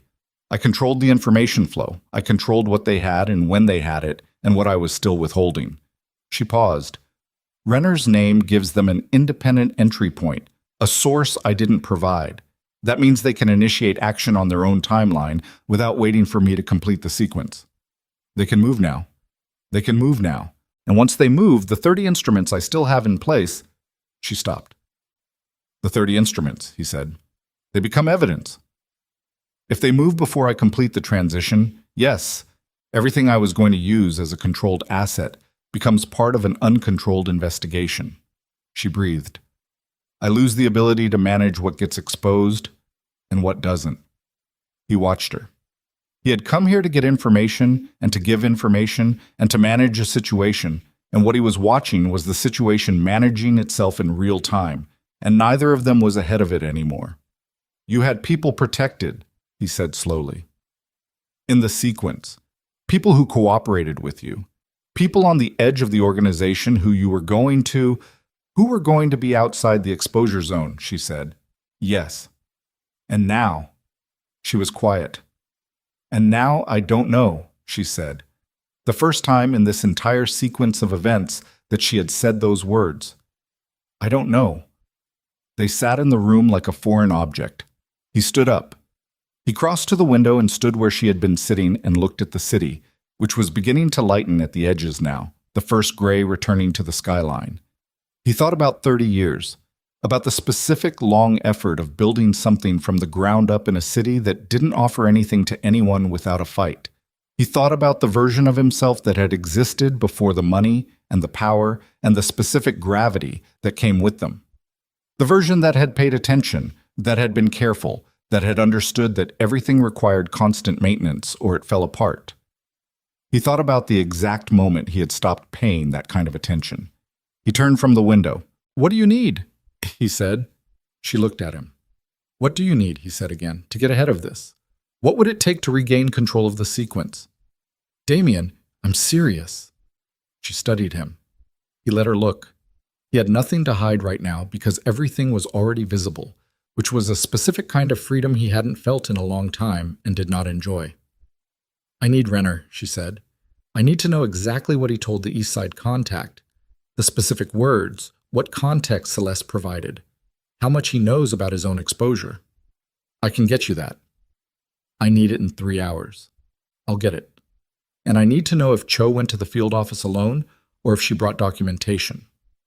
Her voice had steadied again, the professionalism reasserting itself. If she brought documentation, they have enough to initiate. If she went with the name only, they have a lead they need to develop, and that buys me time. Calhoun can find out. I already have him on. She absorbed this. Frank Calhoun. Yes. How long have you had him running? Since last night. She nodded once, the nod of someone updating an assessment. Then we need to move quickly, she said. Both of us.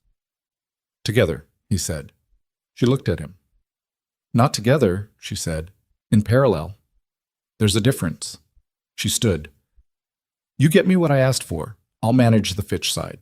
We don't speak again until you have the Renner information, and when we do speak, it's through counsel. Vivian, that's going to take too long and you know it. It's going to take the time it takes. She moved toward the desk. And Damien, she turned. When this is finished, however it finishes, I want you to understand something clearly. He waited. I was not trying to destroy you. Her voice carried no heat, no vindication, no performance of righteousness. I was trying to leave cleanly. What you built, I helped you build, and what you did with 11 years of my work was your choice, and I'm not responsible for it. I was building an exit that let me walk away without having built something criminal. She paused. Celeste took that option away. Not you, not me. Her carelessness. And now we're both in a room that's getting smaller, and the only thing either of us can do is be very smart and very fast. He looked at her. He had known her for 12 years. He was standing in a hotel room at 5:30 in the morning with the city going gray outside the window and the documentation of his own exposure spread on the desk between them. And he understood, with a clarity that was almost physical in its intensity, that the woman standing in front of him was the most capable person he had ever been in a room with, and that he had registered this fact somewhere in the first year of their marriage and had spent the next 10 years slowly, incrementally, unconsciously reducing her to the furniture. He had taken the ring off her finger and given it to someone else, and the someone else had burned the house down with a careless sentence over wine. He picked up his phone. He called Calhoun. "Change of scope," he said when Calhoun answered. "I need to know if Sandra Cho brought documentation to the field office when she went in this morning, and I need the specific chain of transmission on the Renner name, every person it touched from the point of origin." He paused. "I need it in 90 minutes. That's 90 minutes, Frank, whatever it costs." He ended the call. He looked at Vivian, who was already at the desk, already moving, already 3 steps into the recalculation with the specific focused quality of someone who is trained for this moment without knowing its exact shape. He moved toward the door. "Damien." He turned. "The ring," she said. She looked at him steadily. "Get it back from her." He said nothing. "It's evidence," she said. "If they move on the Holbrook accounts and trace the asset chain, the ring is in the record as a marital asset disposition. It creates a transaction on a date that will not be convenient for either of us." She paused. "Get it back, tonight." He stood in the doorway of the hotel room with the hallway behind him and the gray city through the window and Vivian at the desk, already working, already 3 moves ahead in a game that had just become something neither of them had planned for. He turned and walked out into the hallway, and the door closed behind him with the soft click of a room returning to its own purposes. He walked to the elevator. He pressed the button. He stood in the hallway and waited, and the building was silent around him. And somewhere below in the city, a federal field office was processing a name that a woman had said over wine, and the entire architecture of 30 years was held together right now by the question of whether that name had arrived with documentation or alone. And the answer to that question was going to determine everything that happened next, and he did not know the answer yet. The elevator arrived. He stepped in. The doors closed, and in room 2307, Vivian Carter picked up her phone and made a call that Damien did not know about to a number that did not appear in any of Pratt's surveillance, to a woman named Sandra Cho, who answered on the first ring, which meant she had been waiting for this call, which meant the sequence that Vivian had built was not as broken as she had told Damien it was. And the conversation that followed was quiet and precise and lasted 4 minutes. And at the end of it, Vivian set the phone down and sat for a moment in the early morning quiet of a room she had chosen carefully. In a hotel nobody had connected to her name, and she breathed and she looked at the documents on the desk, and she understood that the next 24 hours were going to require her to become something she had spent 11 years trying not to be. Not ruthless. She had always been capable of ruthless. Something colder than that. Something that did not leave room for the parallel negotiation she had just conducted with her former husband in the gray pre-dawn, for the specific human weakness of believing that 2 people who had built something together could dismantle it together without one of them being destroyed in the process. She picked up her pen. She began to write a list of names. The list had 7 names on it when she stopped writing. She looked at them.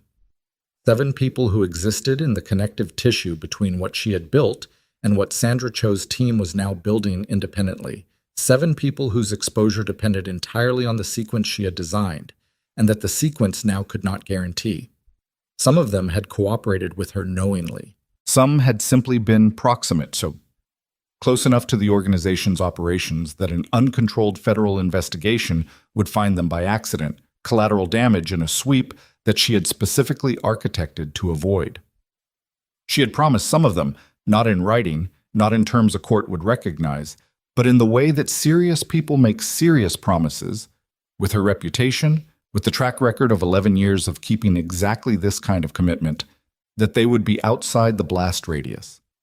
She folded the list and put it in the inside pocket of her jacket. She closed the laptop. She picked up the phone and called Gerald Fitch. "I need the full documentation package transferred to Sandra's office by 8 a.m., she said when he answered. "Everything. The complete set." A silence that contained a great deal of Gerald Fitch's professional concern. "Vivian, if we transfer the complete package before we've finalized the cooperation framework, you lose negotiating. I know what I lose, Gerald. The immunity language isn't, get me partial cooperation language by 7.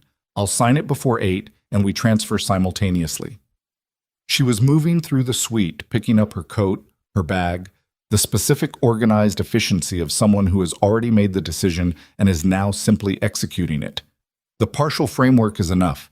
I'm not waiting for the full negotiation." "Why?" His voice was careful. "What happened?" "Damien is running Frank Calhoun," she said. "Calhoun has enough contacts in the right places that if we wait another 12 hours, Damien will know exactly what Sandra brought in this morning, and he'll have time to start dismantling the Holbrook evidence before... He can't dismantle it without... He can move assets," she said. "You know he can move assets. He has 48 hours of operational capacity before the Castellan exposure makes those accounts visible. And if Calhoun gets him the right information, he'll spend those 48 hours doing the one thing that compromises our entire evidentiary foundation." She stopped at the door. "Transfer the package at 8. Get me something to sign by 7. She ended the call. She left the room. The morning was cold and fully arrived by the time she reached the street, the gray October light that was unsparing and clear and made everything look exactly like what it was. She walked 2 blocks north to a parking garage where a car waited. Not Hector's Lincoln, a different car, a gray sedan registered to a name that was not hers. And she drove herself, which she rarely did anymore and which felt, this morning, necessary. She needed the silence of a car she was driving herself. She needed the specific occupied hands focus of navigating traffic, because the part of her mind that was not navigating traffic needed to run the next 6 hours without interruption. At 6:47, she pulled into the parking structure beneath a building on West Monroe and took the elevator to the 9th floor, where a small office suite operated under the name of a technology consulting firm that had one employee, a woman named Angela Reyes, who was 38, former FBI Financial Crimes Unit, and who had been retained by Vivian 13 months ago as the kind of consultant whose function was never fully described on any invoice. Angela was already there. She had a laptop open and 2 phones on the desk and a coffee she hadn't touched, and the specific alert stillness of someone who had been awake since the call came in at 4:30. "Tell me where we are," Vivian said.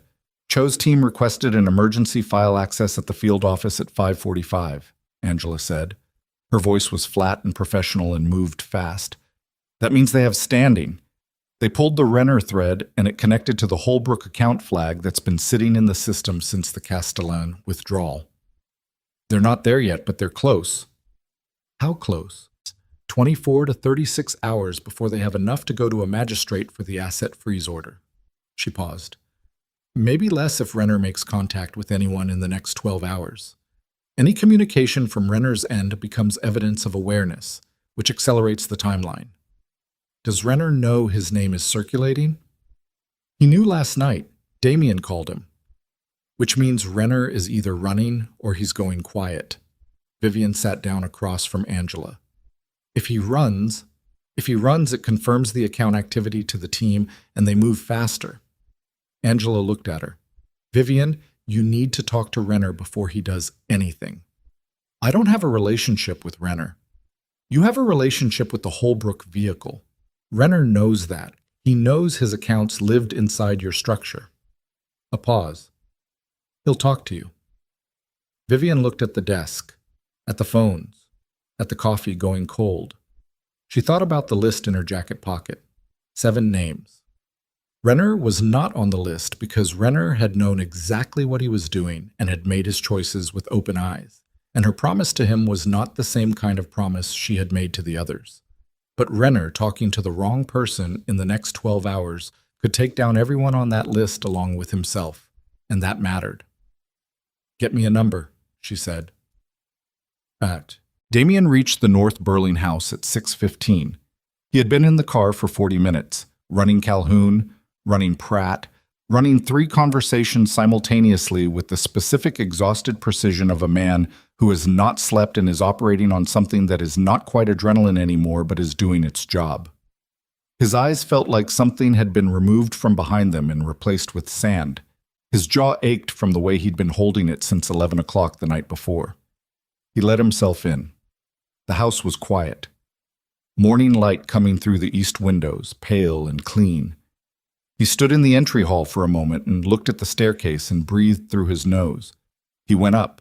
He opened the bedroom door. Celeste was awake. She was sitting up in bed with her phone, and she looked up when he came in, and whatever she saw in his face made something shift in hers. A specific recalibration, the expression of someone who has been in enough uncertain situations to recognize when a situation has become very uncertain. "You were out all night," she said. "Yes." "You didn't call." "No." He crossed the room. He sat on the edge of the bed, not close to her, and looked at her directly. "I need to ask you something, and I need you to tell me exactly what happened. Exactly. Not what you think I want to hear." Her jaw tightened. She was not a person who was easily intimidated, which was one of the things he had found interesting about her in the beginning. Right now it was an obstacle. "What?" she said. "The lunch. 8 days ago, Gold Coast restaurant. You said a name." He watched her face. "Renner, where did you hear it?" The pause was too long. "Celeste." "I don't remember saying, don't." His voice didn't rise. It went the other direction, dropped to something quiet and completely without flexibility. "Don't do that. I need to know exactly what you said and to whom and what context you provided.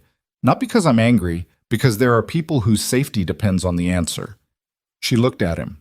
She was 32 years old, and she had been in this house for 11 days, wearing a ring that belonged to someone else. And she had been, Damien could see it clearly now, increasingly aware that she had stepped into a room that was considerably more complicated than the one she had been shown from the outside. The gala had looked like a door opening. She was beginning to understand it had been a door closing. "I heard you on the phone," she said. 3 days before the lunch. You were in the bathroom, and I wasn't trying to listen. The door wasn't fully... What did you hear?" "I heard you say the name. And something about a corridor, East Corridor, I think, and a number, a large number." She stopped. "I didn't think it was...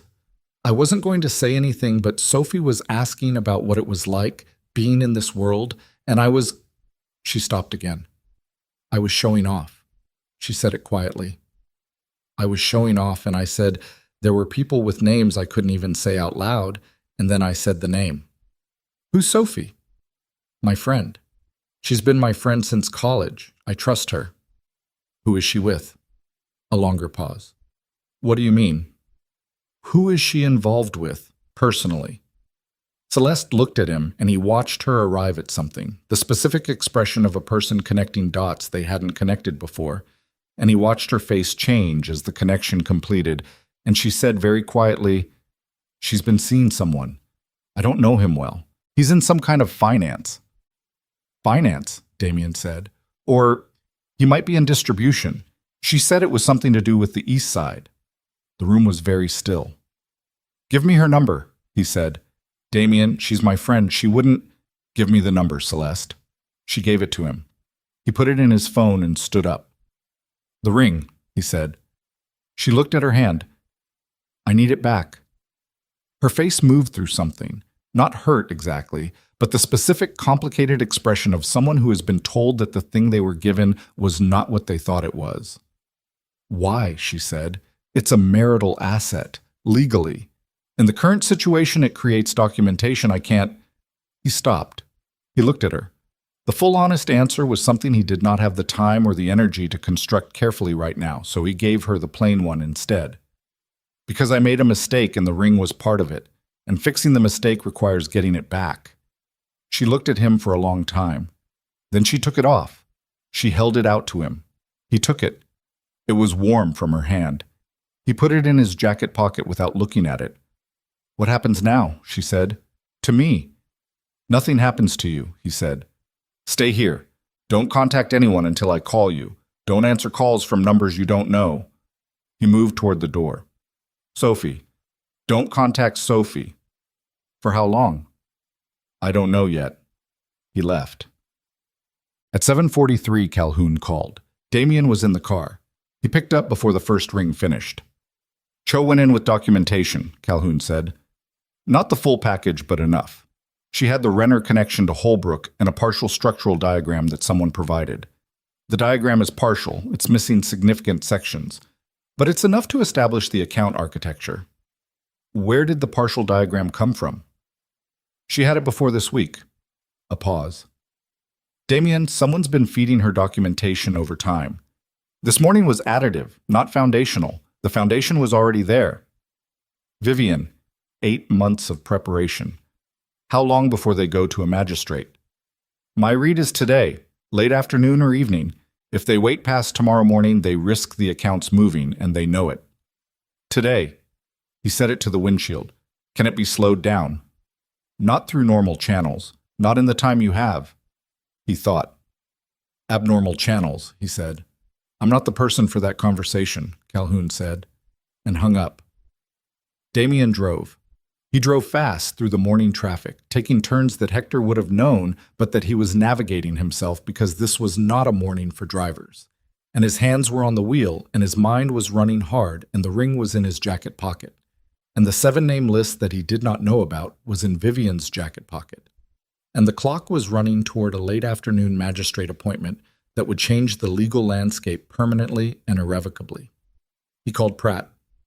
I need you to physically go to Renner, he said. Not call. Go. Tell him to make no contact with anyone until I reach him personally. Tell him I have a path that protects his accounts if he holds position for 12 hours. Do you have a path? I'm working on it. Damien. Just get to him, Stephen. Go now. He ended the call. He pulled over on a side street and sat with the engine running and thought about the next 3 hours with the cold, systematic focus of a man who has spent 30 years making decisions in situations where the margin for error was narrow and the cost of error was absolute. He had one asset left that was not compromised, not running Vivian's agenda, not caught in the crossfire of what Celeste had put into motion. One relationship that ran deep enough and clean enough to be useful in the next 12 hours. He picked up the phone. He called Vincent Palermo. Vincent Palermo answered his own phone, which meant he had been expecting a call from Damien and had decided to take it. This was information. People in Palermo's position screened aggressively, and the fact that he picked up directly meant he had made a decision about this conversation before it started. Vincent, Damien said. Damien. His voice was warm in the way that certain kinds of professional warmth are warm. Genuinely pleasant, entirely measured, not a degree more than the situation called for. I figured you'd call. I need a conversation, in person. I'm available at 9. A pause. My office, the one on Huron. I'll be there. He ended the call and pulled back into traffic. The office on Huron Street was a legitimate property management business that Vincent Palermo ran with the same careful attention to surface legitimacy that characterized everything the Palermo operation did. The building was small, 3 floors, the ground floor occupied by the property management offices, the upper floors by tenants who were exactly what they appeared to be and whose presence provided a kind of ambient normalcy to the address. Damien arrived at 8:58 and was shown up to the 3rd floor by a young man who said nothing and moved efficiently. Vincent Palermo was 63 and built like someone who had played football 30 years ago and maintained the frame, if not the speed. Silver hair, thick hands, the face of a man who had made enough difficult decisions that the capacity for difficulty had become structural, part of the bone. He was standing at the window when Damien came in, and he turned and gestured to the chairs, and they both sat. "You look like you haven't slept," Vincent said. "I haven't. Tell me what you need." Damien looked at him. He had known Vincent Palermo for 9 years.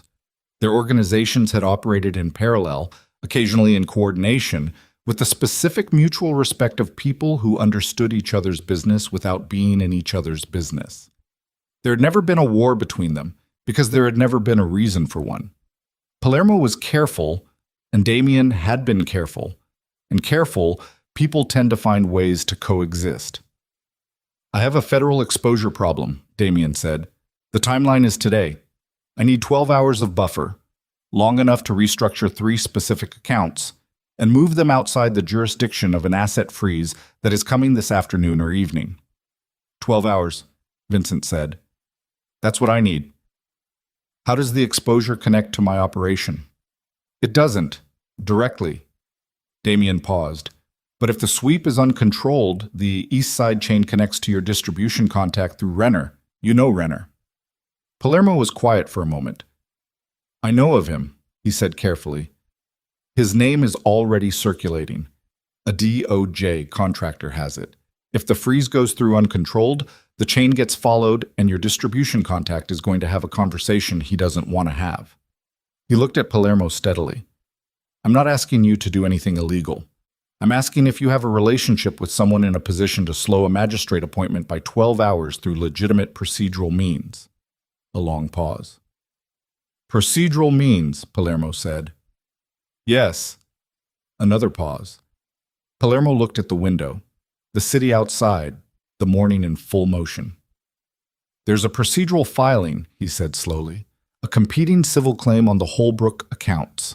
If someone files a competing claim before the freeze order, it creates a dispute the magistrate has to resolve before the freeze can proceed." He turned back to Damien. "It doesn't stop it. It slows it." "By how long?" 6 to 12 hours, depending on the court's schedule." "Is there a competing claim that could be filed?" Palermo looked at him steadily. "There might be an entity with a legitimate financial interest in those accounts." He paused. "An interest I was not previously aware of, that I've just been made aware of." Another pause. "It would need to be filed in the next 2 hours. Can you do it?"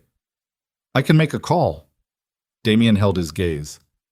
"I owe you for this," he said. "Yes," Palermo said simply. "You do." He stood. He extended his hand. Damien shook it. The firm weighted grip of 2 men who have made an agreement that lives nowhere but in the handshake and in the specific understanding that reputation is the only currency that counts. Damien left. He was back in the car at 9:22 when Pratt called. "I got to Renner," Pratt said. "He's holding. But Damien—" His voice had something in it. "He told me something about the East Side contact who received Celeste's information." "Tell me." "The contact knew to listen for Renner's name. He'd been told to listen for it. Someone primed him to receive exactly the kind of information Celeste provided." The car felt very still suddenly, despite being in motion. "Someone told him in advance," Damien said. "That's what Renner believes." "Yes." He drove. The wheels on the road, the city moving around him, his hands on the wheel. "Someone who knew Celeste would be in a social situation where she might let something slip," he said. "Someone who knew her well enough to know she talked when she wanted to impress people." That's the read. He thought about Vivian in the hotel room, the way she had received the information about Celeste's lunch, the way something had moved through her expression that he had read as surprise, as an adjustment to an unexpected development. He had read it as surprise. He was not sure anymore that it had been surprise. He drove. He thought about Angela Reyes, who he did not know about. He thought about 13 months of preparation he had not known about. He thought about a woman who had looked at him across a hotel room at 5:30 in the morning and conducted a parallel negotiation while telling him she was not negotiating, who had called Sandra Cho on a number he did not have while he was in the elevator going down, who had built 31 instruments over 11 years and had been building the exit for at least 13 months and possibly longer. He thought about a name being overheard through a bathroom door. He thought about a door that had not been fully closed. He thought about Vivian, who had managed this house for 11 years, who knew every room in it, who had selected every door and knew exactly how much sound passed through each one when it was how much open. "Stephen," he said. "Yes." "Who knew Celeste was going to that lunch?" A pause. "I don't." Who had access to her schedule, her movements, in those 8 days? Another pause. Longer. "The house staff," Pratt said slowly, "but they were off the night of the gala and—" "Hector," Damien said. Complete silence. "Hector drives the Lincoln," Pratt said. "Hector has driven the Lincoln for 4 years," Damien said. "I assumed he was mine. I never checked who paid him." The silence that followed was the specific silence of two people who have simultaneously understood something that changes the shape of everything they thought they knew. "She knew," Pratt said. "She knew what Celeste was going to do before Celeste did it." Damien's hands were tight on the wheel. "She didn't lose control of the sequence," he said. "I handed it to her. I let her know about Calhoun, and she told me the sequence was broken to buy herself time, and I went out and activated Palermo and moved Renner and did everything she needed me to do to clear her path." His voice was flat and completely controlled. "And I did it because I walked into that hotel room at 5 in the morning and sat across from her and forgot, for 1 hour, who I was actually dealing with." He pulled over. He sat with the engine running and his hands on the wheel and his jaw tight and his chest doing something that was not quite pain but was in the neighborhood. He picked up the phone and called her number. She answered on the second ring. "You used Hector," he said. A pause that was not denial. "And you knew about Celeste's lunch before it happened," he said. Another pause. "Damien." Her voice was even, not triumphant, not defensive. Even the way it always was, the way it had been for 11 years, the way it would be, he understood now, for whatever time remained of this. "The Palermo filing is going through. The 12-hour buffer you just bought yourself is real. Use it. You wanted me to activate Palermo. I wanted you to have options," she said. "The buffer helps you, and it also creates the procedural record. I need to demonstrate that the asset disposition was contested and therefore not unilaterally controlled." A beat. "We helped each other. That's still true. You orchestrated this entire—" "I positioned myself," she said. "There's a difference." He looked at the street outside the windshield. People moving. A city doing what it did. "The cooperation agreement with DOJ," he said. "Your name is on it." "It will be." "And mine." A pause. "That's what I can't control," she said. "That's the one thing I couldn't build a wall around. Where your name ends up depends on what happens in the next 12 hours. He absorbed this. "The buffer," he said. "The 12 hours Palermo just bought." "Yes." "That's my window." "That's your window," she said. "What you do with it is your choice. It always has been." He sat in the car on the side street with the city moving around him and the clock running and 12 hours of buffer between him and the end of everything he had spent 30 years building. And the woman on the other end of the phone had given him that buffer and engineered the situation that required it and positioned herself to walk out of the burning building while he was still inside it. And she had done all of it with the same invisible precision she had brought to every single thing she had ever built. And he had spent 11 years turning her into furniture. "Vivian," he said. "Yes." "The names you're protecting in the cooperation agreement. There are people, I know who they are." 7 names. A silence. "How do you know that number?" she said. "Because I know you," he said. "And 7 is how many you could reasonably protect in a controlled sequence. I know who 6 of them are. I want to make sure we're thinking about the same people." A longer pause, the longest one she had given him. "Damien." Her voice changed, not by much, a fraction of a degree. "Why does that matter to you right now?" "Because some of them are in that position because of decisions I made," he said. "Not you. Me." And if the sequence falls apart, I want to know that you're— I am, she said. I have been. That hasn't changed. The line went quiet for a moment. Use the 12 hours, she said. Don't call me again until you've made your decision. When you've made it, whatever it is, call Gerald. He'll know what to do. She ended the call. He sat in the car. 12 hours. The accounts. The decisions that could be made in 12 hours by a man who had spent 30 years making exactly this kind of decision, and who understood, with precise and total clarity, that what he decided in the next 12 hours was going to determine whether anything survived at all, whether anyone he had brought into this world walked out of it with their life intact, or whether the uncontrolled sweep took everything indiscriminately, the way fire takes a building when nobody manages the burn. He put the car in drive. His phone buzzed. A text from Pratt. Renner is holding. East Side contact has gone quiet. Palermo filing confirmed. Magistrate appointment delayed to 9 p.m. 9 p.m. He had until 9 p.m. He drove, and the city took him in its usual indifferent way, and the clock moved. And somewhere in the DOJ field office, a team was looking at a partial diagram and a name, and building the case that Vivian Carter had spent 13 months preparing them to build.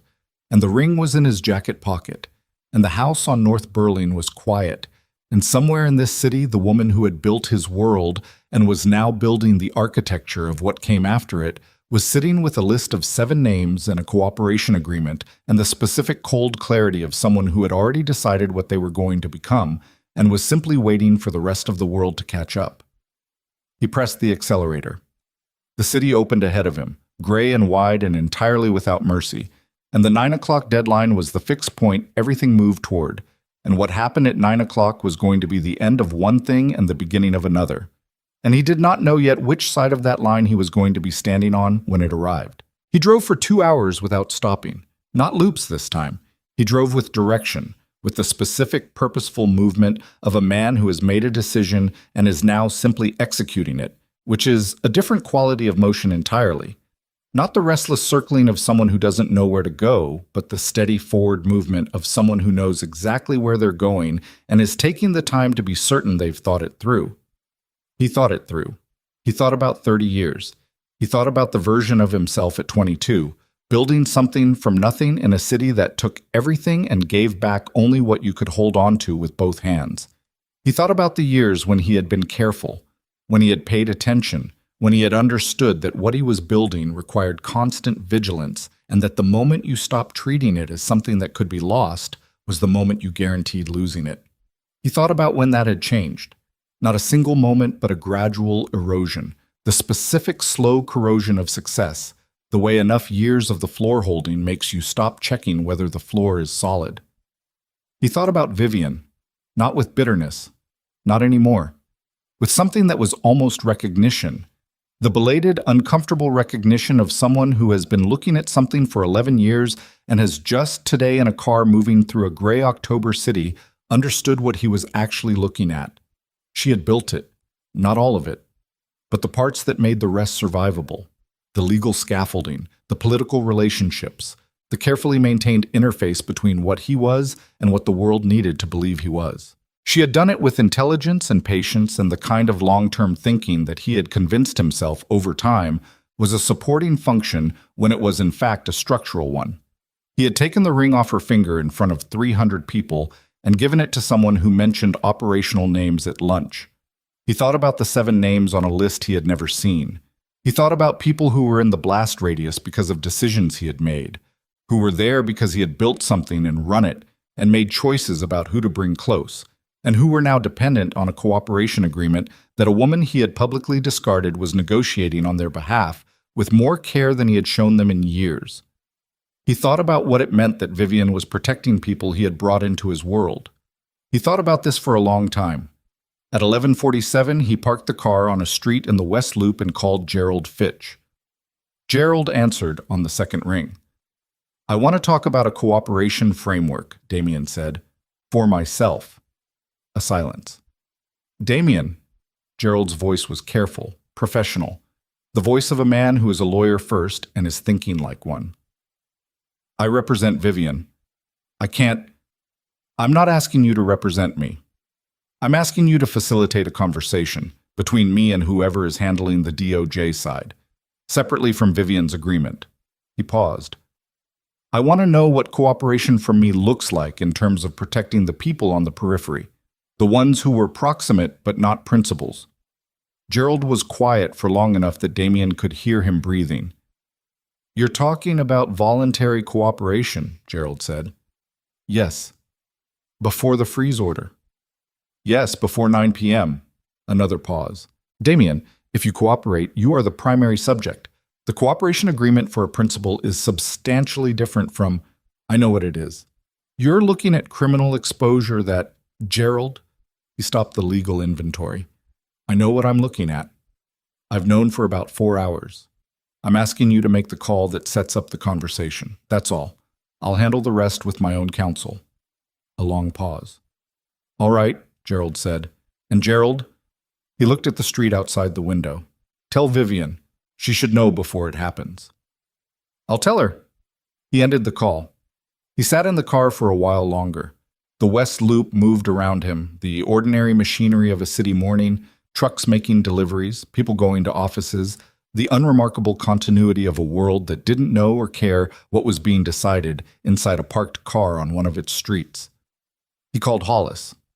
Carter Hollis, his primary defense attorney, who picked up on the first ring because Hollis had been awake since Pratt called him at 2 a.m. and had been waiting for this call specifically. I need you to set up a proffer session, Damien said. Today, afternoon. I'll explain when I see you. A pause. A proffer, Hollis said. Yes. Damien, a proffer session means you're... I know what it means, Carter. Another pause, different from Gerald's, sir, more weighted, the pause of a man who has sat across from clients in this moment before and knows what comes after it. I'll set it up, Hollis said. My office at 1. We'll talk first. I'll be there? He made one more call. Pratt. Get me the names of everyone on the East Corridor who had contact with Renner's operation, he said. Everyone who was proximate. Not principals, peripherals. People who knew something without being part of it. Why? Pratt said. Because I'm going to need to know who I'm talking about when I sit down with federal prosecutors this afternoon. The silence that followed was very long. You're going in, Pratt said. Yes. Damien. Stephen. The names. By noon. He ended the call. He put the phone in his jacket pocket. His hand found the ring, which was still there, warm from proximity to his body. He took it out and looked at it. 4 carats, platinum setting, 11 years old. He had taken it off Vivian's hand in front of 300 people as a statement about dominance and replacement and the specific kind of public power that announces itself by diminishing someone else. He closed his hand around it. He got out of the car. Waltz. Gerald Fitch called Vivian at 12:15. She was in Angela Reyes' office, working through the documentation transfer that had completed at 8:03 that morning, cross-referencing the structural diagram against Sandra Cho's preliminary framework to ensure there were no gaps that could create exposure for the 7 names on her list. She picked up. Gerald told her. She sat with the phone to her ear and looked at the documentation in front of her and said nothing for a moment. He asked me to tell you before it happened, Gerald said. I heard you. Vivian, his cooperation changes the architecture significantly. If he goes in before the freeze order and provides... I know what it changes.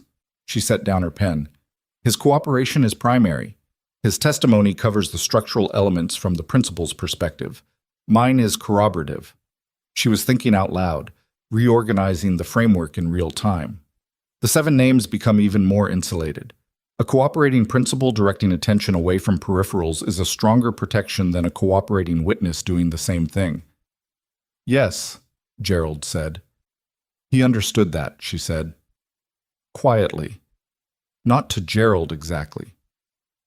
When he called you, he understood that his cooperation protects them more effectively than mine does alone. That appears to be the case. She sat with this. He's going to spend a significant portion of the rest of his life managing the consequences of this, she said. Yes. How much time, realistically?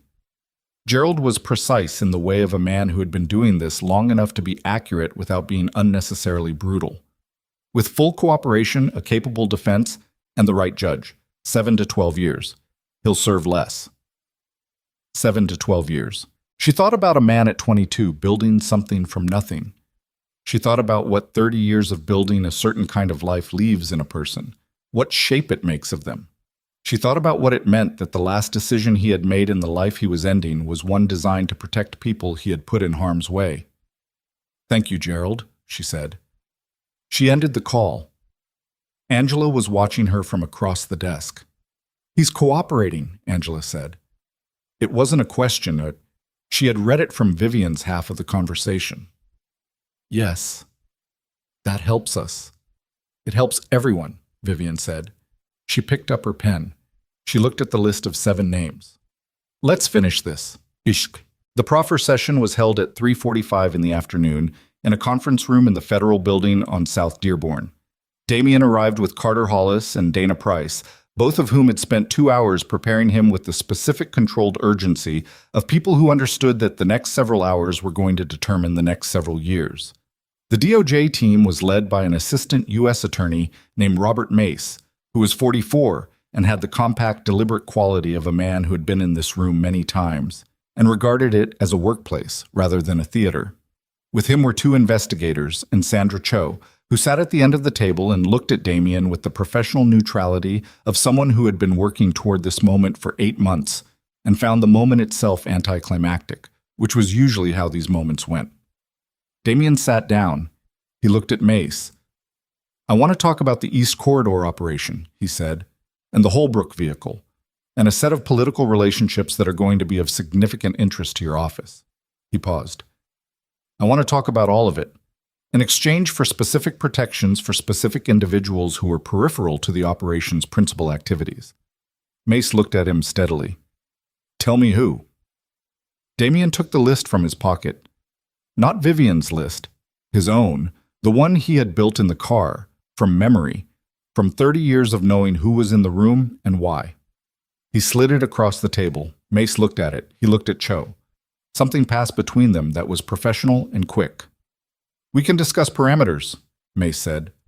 "I'm not here to discuss parameters," Damien said. "I'm here to tell you what I know, which is everything, in exchange for those names being outside the primary exposure. That's the conversation. If that's not the conversation you want to have, I'll go back to my attorneys and we'll meet again in 3 days after the freeze order has complicated everything for both of us." Mace looked at him for a long moment. "Let's hear what you have," he said. "Paul." Damien talked for 4 hours. He talked with the flat, precise quality of a man who has decided that the only thing left worth doing is being accurate. He talked about the Holbrook vehicle and its origins and the specific financial activity that had moved through it over 6 years. He talked about the East Corridor operation, the distribution network, the intermediaries. He talked about political relationships and the specific mechanisms by which those relationships had been maintained. He was careful about Vivian. He drew a consistent, clear, and accurate picture of her function as the legal architect of structures he had directed, which placed her firmly in the category of cooperating witness rather than principal, which was where she belonged and which he knew Mace's team could verify against the documentation she had already provided. He talked about Renner. He talked about the Palermo connection with a careful precision that protected Vincent's legitimate operations while being accurate about the single interaction that morning, which was already documented through the court filing and which he had no interest in obscuring. Palermo would have his own conversation with his own attorneys. What Damien could control was the accuracy of his own account. He talked about the 7 names on his list, one by one, and explained with specificity and evidence the nature of each person's proximity to the operation and the nature of their knowledge, building a clear and defensible case for each of them that Mace's team listened to without interrupting. At 7:58 p.m., 11 minutes before the magistrate's 9 o'clock appointment, Mace called the field office and the freeze order was restructured. Not withdrawn, restructured, focused on the accounts and assets directly connected to the principal operation rather than the broader sweep that an uncontrolled initiation would have produced. The 7 names on Damien's list were outside the restructured order, as were the 7 names on Vivian's list. They were the same 7 names. Mace noted this without comment.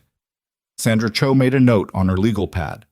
Damien's attorneys exchanged a look that contained several things, including a professional appreciation for the symmetry. At 9:15, Damien Moretti was formally arrested on federal charges related to financial crimes and racketeering. He was processed with the specific efficient routine of a federal arrest, which has very little drama in it: paperwork, photographs, the measured pace of institutional procedure. Carter Hollis was at his side throughout, managing the process with the practiced competence of someone who had done this before and knew that competence was the only useful thing to offer. Before he was taken from the building, he asked for 5 minutes. They gave him 3. He called Pratt. "It's done," he said. Pratt was quiet for a moment. "I know. I've been monitoring. The East Corridor people, the ones on the periphery, they're protected." "I heard. Make sure they know." He paused. "Make sure they know it came from this end." "I will." "And Stephen." He stopped. He thought about what to say, which was unusual for him. He was not usually a man who thought about what to say. He usually simply said it. "You've been good at this job. Whatever you do next, you'll be good at that too." A silence. "Take care of yourself," Pratt said. He handed the phone back to the agent who was waiting, and he walked out of the 5 minutes and into what came next. Dean. Vivian heard about the arrest at 9:47 from Gerald, who had been monitoring through his DOJ contact. She was still in Angela's office. She had been there for 14 hours. The documentation transfer was complete. The cooperation framework was signed. The 7 names were protected. The structural dismantling of the Holbrook vehicle was underway through legitimate legal channels that would take months to complete, but that were now irrevocably in motion. She sat in the chair across from Angela's empty desk. Angela had gone to get food an hour ago and had not come back, a kindness that Vivian recognized and appreciated, and she held the phone after Gerald's call and looked at the window, which showed her the city at night, lit and indifferent and continuous. She sat there for a while. She did not feel victorious. She had known she would not. People who imagine that the end of a long struggle feels like victory have not been in one, or have not been in the particular kind of struggle where the opposition is also something you built, something you were part of, something that carries 11 years of your own work inside it. What she felt was the specific exhausted blankness that comes after sustained high-functioning stress, the way a body feels when the adrenaline stops, and the fatigue that was always underneath its surfaces. She felt tired. And underneath the tired, after a while, sitting in the quiet office with the city outside the window, she felt, tentatively, something that was in the general vicinity of clean, not happy, not yet, and possibly not for a while, but something that was the beginning of the condition that comes before the possibility of something like that. She picked up her bag. She turned off the office light. She walked out. Celeste left the North Burling house on a Tuesday morning, 18 days after the gala. She left most of what she had brought with her, because most of what she had brought with her had been acquired in the context of a situation that no longer existed, and the things of that situation felt, as she moved through the house collecting her original possessions, like costumes from a play she had stopped being able to perform. She took her clothes, her laptop, the specific personal items that had been hers before. She left the room the way she found it, with the practiced courtesy of someone who has been raised to clean up after themselves. She did not take the ring because the ring was not there. At the door she stopped and looked back at the entry hall, at the staircase, at the morning light coming through the east windows onto the white marble floor. It was a beautiful house. It had been built for someone specific, and that person had made it into something specific. And she had moved through it for 18 days with the specific displacement of an object placed in the wrong context, and she had done a great deal of damage without meaning to, and with full awareness of why she had been placed there and what function she had been intended to serve. She was not in the end a villain in this story. She was something smaller and more ordinary than that, a person who had wanted things and had pursued them with the tools available to her, and had not looked carefully enough at what she was walking into or what she was walking away from. She would think about this for a long time. She thought about it as she walked out the door and down the steps and into the gray November morning with her bag on her shoulder and her life in front of her, reduced to its actual dimensions, which were modest and real and entirely her own. She did not look back. The trial, or rather the legal proceedings, because it did not go to trial, occupied the next 14 months in ways that were complex and procedural and occasionally dramatic in the manner of federal cases, which is to say, dramatic in a way that has nothing to do with what drama looks like on a screen and everything to do with paperwork and depositions and the slow grinding machinery of institutional justice.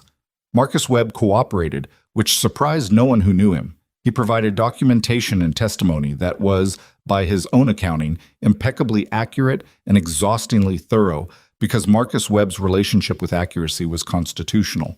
He received a plea agreement and a significant fine and a suspension of his CPA license, and he retired to a house in Arizona that he had owned for 15 years and had always intended to live in eventually. The Palermo family's involvement was examined and determined to be, in the specific context of the single morning's filing, a legitimate civil claim that had been filed in good faith based on a recently discovered financial interest. Vincent Palermo's attorney was very good, which was not a surprise to anyone. Renner cooperated under the terms that Damien's proffer had established and received the protection that had been negotiated for him, which was not comfort exactly, but was the freedom to continue his life in a significantly reduced capacity, which is a kind of outcome that most people in his situation would not have predicted 12 months earlier. The 7 names, Vivian's list and Damien's list, the same 7 names, the people they had both separately decided to protect, were outside the principal charges. Some of them had difficult months regardless, because proximity to a federal case of this scale creates its own turbulence even when you are not in the center of it. But they were outside the center, as both of them had worked to ensure, and that mattered. Damien entered a guilty plea 11 months after his arrest. He was sentenced to 9 years by a federal judge who noted, in the sentencing, that his cooperation had been substantial and his conduct during the proceedings had been consistent with someone who understood the weight of what he was acknowledging. He would serve 6. He went in without theater, without public statement, with the specific quiet of a man who has already done his accounting and has arrived at the number. But Vivian did not attend the sentencing. She was in a meeting that day, a board meeting of the Carter Investment Group, which had existed in modest form for years as a legitimate entity she had maintained carefully separate from everything else, and which she was now building into something considerably larger. The meeting was about a proposed development partnership with a community organization on the city's west side, in neighborhoods that had spent decades under the particular economic depression that follows when the primary employers are organizations like the one that had just been dismantled by federal prosecution. The meeting was productive. She drove home afterward to a house she had bought in her own name, smaller than North Burling, quieter, on a street with trees that were in the early stages of losing their leaves, late November arriving. She made dinner herself, which she had always enjoyed and had rarely had the time for. She ate at the kitchen table and read a report on the development project and made notes in the margins. It was an ordinary evening. She had been having ordinary evenings for about 6 months, and each one felt incrementally less strange. Patricia Holt came for dinner in December. She was the woman who had caught Vivian's arm at the gala, who had looked at her with eyes that said everything her voice wasn't saying, who had asked, "Where are you going?" with the specific concerned quality of someone who cared enough to ask even when the asking was uncomfortable. They had been friends for 6 years. They remained friends. Pat had the quality of a friend who does not require a narrative around difficult things, who can sit across a dinner table and talk about something else entirely, and be present in a way that communicates understanding without demanding articulation. They ate the dinner Vivian had made and drank a bottle of wine and talked about Pat's daughter, who was applying to graduate schools, and about a book they had both read, and about a restaurant that had opened in the neighborhood. Toward the end of the evening, Pat said, without preamble, "Are you all right?" Vivian thought about it. "I think so," she said. "Most days." "Most days is good." "It's honest, anyway." Pat looked at her across the table. "What did it cost you? Really?" The question sat in the room for a moment. Vivian turned her wine glass slowly on the table. "Time," she said. 11 years of time, which is the thing you can't get back." She paused. "And a version of myself I was trying to become inside that marriage that turned out to require conditions the marriage couldn't provide." "What version?" "Someone who could trust the structure she was inside." She looked at the glass. I built a structure for someone else for 11 years. I was very good at it, but I was building it for someone else. The thing I'm doing now, she stopped. I'm building it for myself, and it turns out those are different skills. I'm still learning the second one." Pat was quiet for a moment. "You seem," she said, choosing the word carefully, "more like yourself." "I feel more like myself." She looked up. "Which is not the same as feeling better, but it's more important." They finished the wine. Pat left at 10:30. Vivian washed the dishes, which she also did herself now, and found the same small satisfaction in it she had always found in the completion of ordinary tasks. She dried her hands. She went to her desk and opened the drawer and took out the ring. She had kept it in the drawer since Damien had given it back. She had not worn it. She had not disposed of it. It had sat in the drawer with the specific weight of an object that has not yet found its right resolution, and she had let it sit there, because she had learned over the course of a year that had asked a great deal of her, that not everything required a decision immediately, and that some things could wait until the decision that was right had time to surface naturally. She held it. She thought about the night at the Aldrich Grand, the champagne she had set carefully on the passing tray, the smiles she had felt arriving without performing it, the specific relief of a very long wait reaching its end.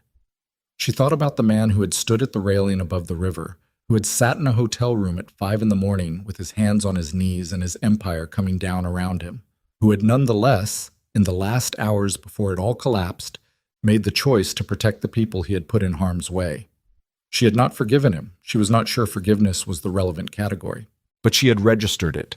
The decision, the specific choice he had made when all his other choices were gone. And she held it the way you hold a piece of information that you know matters but don't yet know quite what to do with. She put the ring in a small box. She put the box in the back of the safe.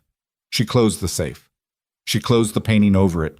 She stood in her office in the quiet house with the street outside dark and peaceful and the ordinary sounds of a neighborhood settling into its nighttime.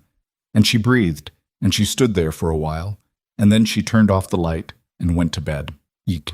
3 years later, on a Tuesday in October, Vivian Carter stood at the window of a corner office on the 22nd floor of a building that bore the name of the investment group she had built and looked at the city below her. The streets and the buildings and the lake beyond them, gray and wide and permanent, the thing the city organized itself around without ever quite being able to contain it. The Carter Investment Group had, by this point, partnership agreements with 11 community development organizations across 3 states.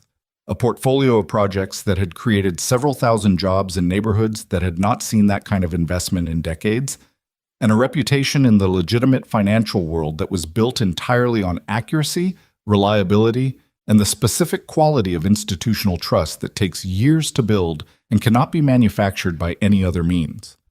She had built it the way she built everything, incrementally, precisely, with the long game thinking that was her natural register. She had made mistakes because building something real requires making mistakes, and she had corrected them, and she had built again. The people who worked with her said she was demanding and fair, and that she had an attention to the human details of a situation, who was proximate to what, who needed protecting, who was carrying more weight than their position described, that made her an unusual presence in the financial world, which was not, as a general matter, known for this quality. She was 44 years old. She was neither happy nor unhappy in the simple sense of those words. She was engaged, deeply, daily, with work that was hers, and with the ongoing effort of becoming someone she could recognize in the mirror with something like respect. This was more than she had had inside the marriage, and she was clear-eyed enough to acknowledge it without needing it to feel like triumph. On her desk was a letter.